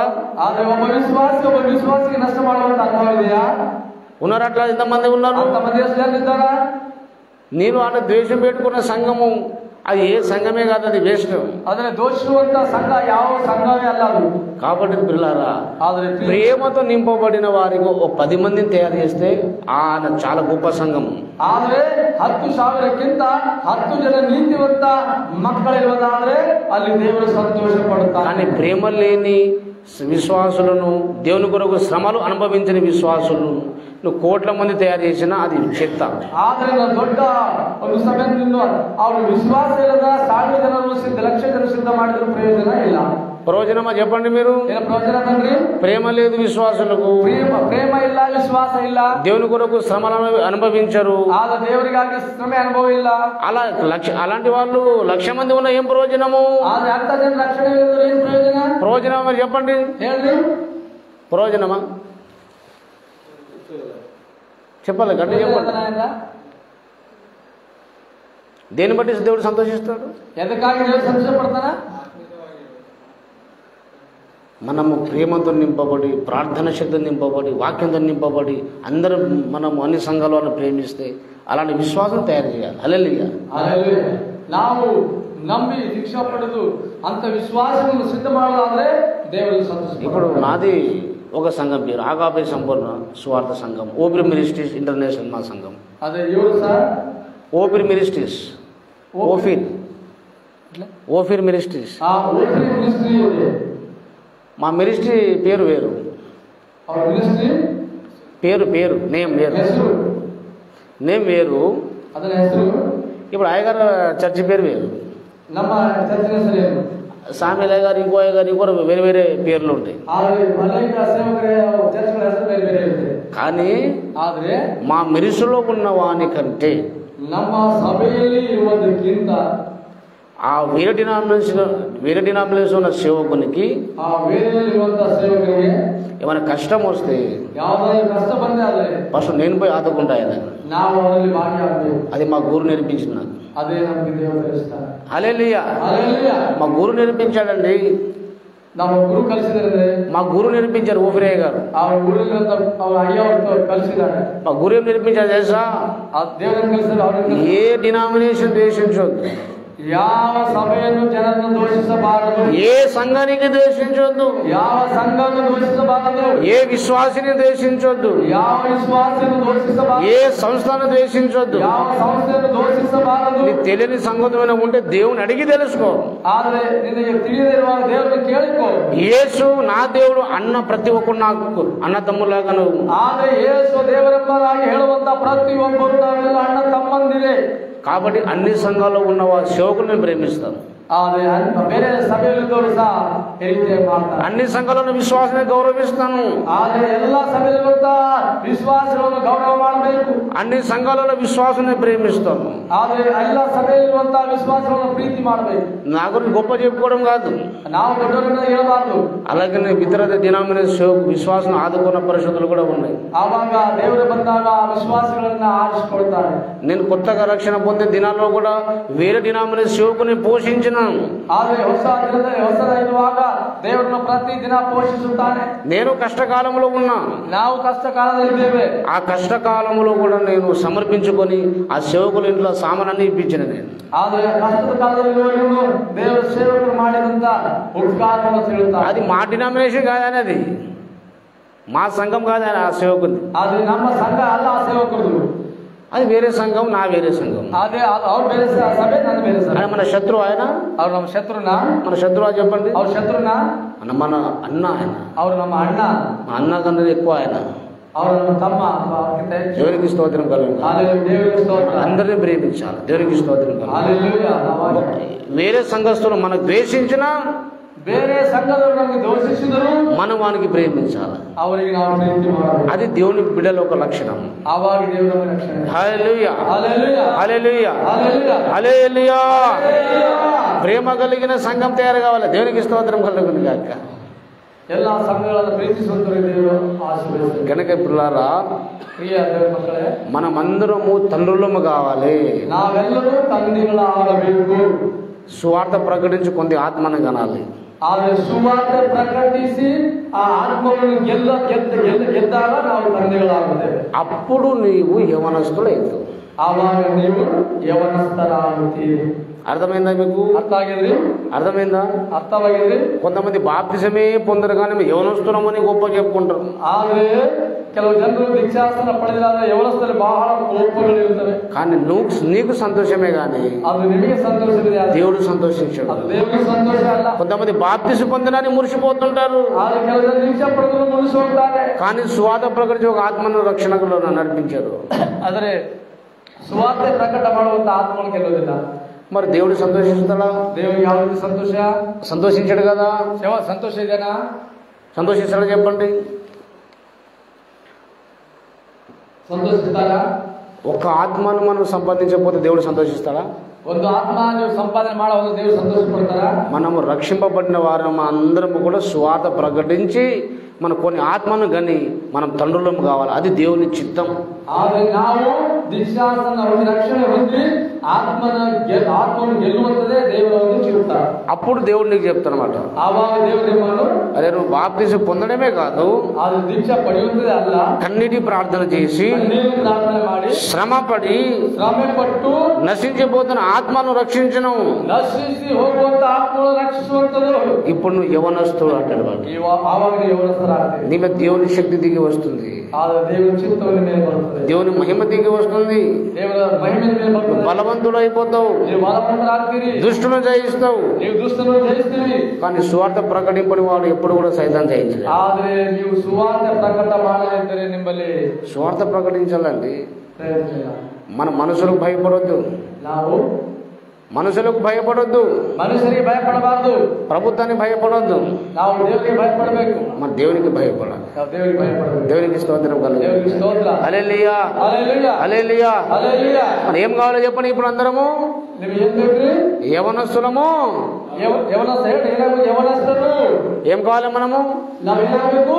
మరి చెప్పండి. హల్లెలూయా. ಏನಾಗಬೇಕು? ఏం కావాలి మనం? ಏನಾಗಬೇಕು? ನೀವು ಮೊದಲೇನಾಗಬೇಕು? ಮೊದಲೇನಾಗಬೇಕು? ಎರಡನೇದಾಗಿ ಮೂರನೇದಾಗಿ ಹಲ್ಲೆಲೂಯಾ. అర్థమైందా ఇప్పుడు? అర్థ ఆగింది. భౌతిక ప్రపంచంలో యవనస్తులు వేరు, ఆత్మీయ ప్రపంచంలో యవనస్తులు. ಆದ್ರೆ ಈ ಭೂಲೋಕದ ಯವನಸ್ಥರು ಬೇರೆ, ಆತ್ಮಿಕದ ಯವನಸ್ಥರು ಬೇರೆ. మీరందరూ మనమందరూ ఏం కావాలి? ನೀವೇನಾಗಬೇಕು ಎಲ್ಲರೂ? యవనస్తులు అంటే మనము వయసు యవన కాలం ఉంది కాదు, యవనస్తులం కాదు. ಆದ್ರೆ ಯವನಸ್ಥರೆಂಬುದಾಗಿ ನೋಡುವಾಗ ನಾವು ಯೌವನ ಕಾಲದ ಯವನಸ್ಥರಲ್ಲ. కొంతమంది 60 సంవత్సరములు కూడా యవనస్తులు ఉంటారు. ಕೆಲವು ಜನರು 60 ಸಂವತ್ಸರ ಆದ್ರೆ ಯವನಸ್ಥರೆಂಬುದಾಗಿ ಹೇಳ್ತಾರೆ. తెలుసా మీకు? ಅದಂತಂದ್ರೆ ఒక 60 సంవత్సరాల ముసలమ్మ ಒಂದು 60 ವರ್ಷದ ಒಬ್ಬ ವಯಸ್ಸಾದ ఒక అన్య కుటుంబంలో ఫంక్షన్ జరుగుతుంటే ఆ అన్య కుటుంబದಲ್ಲಿ ಇರುವುದಾದ್ರೆ ఆమె కరపత్రికలు పంచుతుంది. అందరూ వచ్చి ఆಕೆಯೇ కరపత్రిక, సువార్త పత్రిక, ಸುವಾರ್ತ ಕರಪತ್ರ ಹಂಚುವಾಗ పంచుతుంది. ఆమె ಆಕೆ ಸುವಾರ್ತೆ ಹಂಚ್ತಾ ಇದ್ದಾಳೆ. నేను కళ్ళారా చూశాను. ಅವ್ರ ಕಣ್ಣಾರು ನೋಡಿದ್ದಾರೆ. వాళ్ళ అన్యులు, ಅವ್ರ ಅನ್ಯರು, ఫంక్షన్ అన్యులది. ಅವ್ರಿಗೇನು ಇದಿಲ್ಲ, వాళ్ళు దేవుని నమ్మని ప్రజలు వచ్చారు అక్కడ. ದೇವರು ನಂಬಿದ್ದಾರೆ. కాబట్టి వాళ్ళు కూడా కొంతమంది తెలిసిన వాళ్ళు ఆయనకు కరపడ్డారు. 60 ವರ್ಷ ಆದ್ರೂ ಆಕೆ ಗೊತ್ತಿದ್ದವರಿಗೆ ಆಕೆ ಕರಪತ್ರವನ್ನು ಹಂಚ್ತಾರೆ. కొంతమంది పరిచయమే లేదు ఆయనకు, ಯಾರು ಅವ್ರಿಗೆ ಗೊತ್ತೇ ಇಲ್ಲ. ఆ ముసలావిడ ఏం చేస్తుంది, అమ్మగారు ఏం చేస్తుందంటే సువార్త కరపత్రికలు పంచుతుంది. ಆದ್ರೆ ಅಮ್ಮ ಏನ್ ಮಾಡ್ತಾ ಗೊತ್ತಂದ್ರೆ ಆಕೆ ಯಾರು ಗೊತ್ತಿಲ್ಲ ಆದ್ರೆ ಸುವಾರ್ತ ಕರಪತ್ರವನ್ನು ಹಂಚ್ತಾ ಇದ್ದಾರೆ. ఆ ఫంక్షన్ లో పంచుతుంటే అందరు కొంతమంది తీసుకున్నారు. ಆದ್ರೆ ಆ ಒಂದು 60 ವರ್ಷದ ವಯಸ್ಸಾದ ಅಮ್ಮ ಹಂಚುವಾಗ ಕೆಲವು ಜನ ತೆಗೆದುಕೊಂಡಿದ್ದಾರೆ. ఒక ఆయనకు ఆ వాదం పెట్టుకున్నాడు. ಒಬ್ಬರು ಬಂದು ವಾದ ಮಾಡ್ತಾ ಇದ್ದಾರೆ. యేసుప్రభు అదే దేవుడు నిజమైన దేవుడు కాదు, అట్లా కాదు, ఇట్లా కాదు నేను వాదిస్తున్నాడు. అదే దేవుడు అలా ఒకసారి వాద ಮಾಡ್ತಾರೆ. అమ్మగారు ఏమంటున్నది? ఆ అమ్మ ఏం ಹೇಳ್ತಾ ಇದ್ದಾಳೆ? నోర్మై, యేసుప్రభు తిరిగి లేచిండు, యేసుప్రభు తిరిగి లేచిండు, యేసు నమ్ముకు నరకం తప్పించుకున్నా. నోరు ఏంటున్నాను బాయ్ వచ్చు. యేసుక్రీస్తు తిరిగి ఎత్తిదాక యేసుక్రీస్తుని దేవుని మీద ಹೇಳ್ತಾರೆ. అసలు నాకు చాలా సంతోషం అనిపించింది. హల్లెలూయా, హల్లెలూయా. అసలు ఆమె ఆ వయసులో కూడా అంత గట్టిగా స్వార్థ చెప్తున్నది. ನೋಡ್ರಿ, ಆಕೆ ಯೇಸು ನಂಬದಿದ್ರು ಆಕೆ ಎಂತ ವಿಷಯ ಹೇಳ್ತಾ ಇದ್ದಾರೆ. యవనస్తులేమో ఇంట్లో పండుకున్నారు, యవనస్తులు మನೇಲಿ ಬಂದ್ಕೊಂಡಿದ್ದಾರೆ. ఈ ముసలామె అమ్మగారు ఏం చేస్తుంది? ఈ ಒಂದು ವಯಸ್ಸಾದ ಅಮ್ಮ ಸುವಾರ್ತೆಗೆ ಜరుగుతుంది, సువార్త ప్రకటిస్తుంది. ఆಕೆ సువార్ತೆ ಹಂಚ್ತಾ ಇದ್ದಾರೆ. ఈ అమ్మగారు యవనస్తుడు అలా, లేకపోతే ఇంట్లో పండుకున్నాడు యవనస్తుడా? ಆದ್ರೆ యవనస్తుడు హంచಬೇಕಾ మನೇಲಿ ಮಾಡ್ಕೊಳ್ಬೇಕು? ఎవరు చెప్పండి, ಯಾರು ಹಂಚಬೇಕು? అంటే భౌతిక ప్రపంచంలో ఏమో మీడియం ఏజ్ లో ఉన్నవారు యవనస్తులు. ಆದ್ರೆ ನಾವು ಭೌತಿಕ ರೀತಿಯಲ್ಲಿ ಇನ್ನೂ ವಯಸ್ಸಿರುವಾಗ ನಾವು ಯವನಸ್ಥರೇ. కానీ ఆధ్యాత్మికంగా ఏమో ನಾವು ಆಧ್ಯಾತ್ಮಿಕ ನೋಡೋದಾದ್ರೆ స్వార్థ కొరకు పోరాటం చేసి శ్రమపడి ఆత్మలు సంపాదించే ప్రతి ఒక్కరు యవనస్తుడే. ಆದ್ರೆ ನಾವು ವಯಸ್ಸಾದ ಮೇಲೆ ಸುವಾರ್ತೆನ ಹಂಚಿ ಆತ್ಮವನ್ನು ಗೆಲ್ಲುವುದಾದ್ರೆ ನಾವೆಲ್ಲರೂ ಯವನಸ್ಥರೇ. దేవునికి స్తోత్రం కలుగును. హల్లెలూయా, హల్లెలూయా, హల్లెలూయా. హల్లెలూయా. ఏం కావాలి ఇప్పుడు? ಏನ್ ಬೇಕು? ఏం కావాలి చెప్పండి? ನೀವೇನ್ ಬೇಕ್ರಿ? యవనస్తులము. యవనస్థులు ಆಗ್ಬೇಕಾ? మరి డైరెక్ట్ యవనస్తులు అవుతామా? డైరెక్ట్ యవనస్థులు అవుతారా? ఫస్ట్ ఏం కాదు, దాని ముందు ఏమన్నా తండ్రులము కావాలి. ನಾವು ಮೊದಲು ಮಕ್ಕಳು ಆಗ್ಬೇಕು. యవనస్తులు కావాలంటే దానికంటే ముందు ఏం కావాలి? యవనస్థులు ಆಗ್ಬೇಕಾದ್ರೆ ನಾವು ಅದಕ್ಕೆ తండ్రులము కావాలి. ఏం కావాలి? తండ్రులము కావాలి. తండ్రులము కావాలంటే దాని ముందు ఏం కావాలి? ತಂದೆ ಅಂದ್ರೆ ಮುಂದೆ ಏನಾಗಬೇಕು? మరి చాలా మంది కన్ఫ్యూజ్ అవుతున్నారు. హల్లెలూయా. హల్లెలూయా. మనము యవనస్తులము కావాలంటే దానికంటే ముందు ನಾವು ಯವನಸ್ಥರಾಗಬೇಕಾದ್ರೆ ಅದಕ್ಕಿಂತ ಮುಂದೆ ఏం కావాలి? తండ్రులము కావాలి. ನಾವು ತಂದೆಗಳಾಗಬೇಕು. తండ్రులము కావాలంటే ತಂದೆ ಆಗ್ಬೇಕಾದ್ರೆ మన ముందు పిల్లలము కావాలి. ನಾವು ಮುಂದೆ ಮಕ್ಕಳನ್ನ ಹೇರಬೇಕು. డైరెక్ట్ వచ్చి యవనస్తులము కాలేము. ನಾವು ಡೈರೆಕ್ಟ್ ಬಂದು ಯವನಸ್ಥರಾಗೋದಿಲ್ಲ. అయితమా? ಆಯ್ತೇವಾ? ఇప్పుడు కొన్ని మెట్లు ఉంటాయి, ఇట్లా మన పైన 10 మెట్లు ఉంటాయి, ಮೆಟ್ಟು ಸ್ಟೆಪ್ ಇರ್ತವೆ. డైరెక్ట్ మనం ఈ ఫస్ట్ మెట్టు నుంచి 5వ మెట్టు ఎక్కొచ్చు. ಆದ್ರೆ ನಾವು ಡೈರೆಕ್ಟ್ ಒಂದು ಸ್ಟೆಪ್ ಬಿಟ್ಟು 5ನೇ ಸ್ಟೆಪ್ ಹೋಗ್ಬೋದು. కానీ భక్తి జీవితంలో అట్లా ఉండదు. ಅದರಲ್ಲಿ ಭಕ್ತಿ ಇರೋದಿಲ್ಲ. నోరు మూసుకొని స్టెప్ బై స్టెప్ ఎక్కాల. ಆದ್ರೆ ನಾವು ಸ್ಟೆಪ್ ಆಗಿ ಹೋಗ್ಬೇಕು. జర హుషారు చేస్తే మనం నడదు. ಡೈರೆಕ್ಟ್ ನಾವು చెత్తాక ಬರೋದಿಲ್ಲ, జంప్ కాలేము మనం. ಜಂಪ್ ಮಾಡಕ್ ಬರಲ್ಲ. కానీ ఫస్ట్ మనం బాప్తిసం పొంది పిల్లలం కావాలి. ನಾವು ಮೊದಲು ದೀಕ್ಷಾಸನ ಪಡೆದು ಮಕ್ಕಳಾಗಬೇಕು. సువార్త ప్రకటించి ఆత్మల సంబంధించి తండ్రులం కావాలి. ಆದ್ರೆ ಸುವಾರ್ತೆ ಪ್ರಕಟ ಮಾಡಿ ಆತ್ಮವನ್ನು ಗೆದ್ದು ನಾವು ತಂದೆಗಳು ಯೌವನಸ್ಥರಾಗಬೇಕು. దాని తర్వాత మనం యవనస్తులం అవుతాం. ಆಮೇಲೆ ನಾವು ಯೌವನಸ್ಥರಾಗುತ್ತೇವೆ. అప్పుడు మీరు దుష్టుని జయిస్తారు, ಆವಾಗ ನಾವು ಸೈತಾನನನ್ನು ಜಯಿಸುತ್ತೇವೆ. మీరు బలవంతులు అవుతారు. ಆವಾಗ బలవంతురాగుತ್ತೇವೆ. దేవునికి స్తోత్రం కలుగును. దేవునికి స్తోత్రం. హల్లెలూయా. హల్లెలూయా. ప్రార్థన చేసుకుందాం, కళ్ళు మూసుకుందాం, వాక్యం అందరం తీర్మానం చేద్దాం. హల్లెలూయా హల్లెలూయా హల్లెలూయా హల్లెలూయా. తండ్రి నీకు స్తోత్రం స్తోత్రం. అందరు ప్రార్థనలు గడుపుదాం. ಪ್ರಾರ್ಥನೆ ಮಾಡೋಣ. అందరు ప్రభువును ప్రార్థన గడుపుదాం. దయచేసి ಪ್ರಾರ್ಥನೆ ಮಾಡಿಕೊಳ್ಳಿ. దేవానికి స్తోత్రం.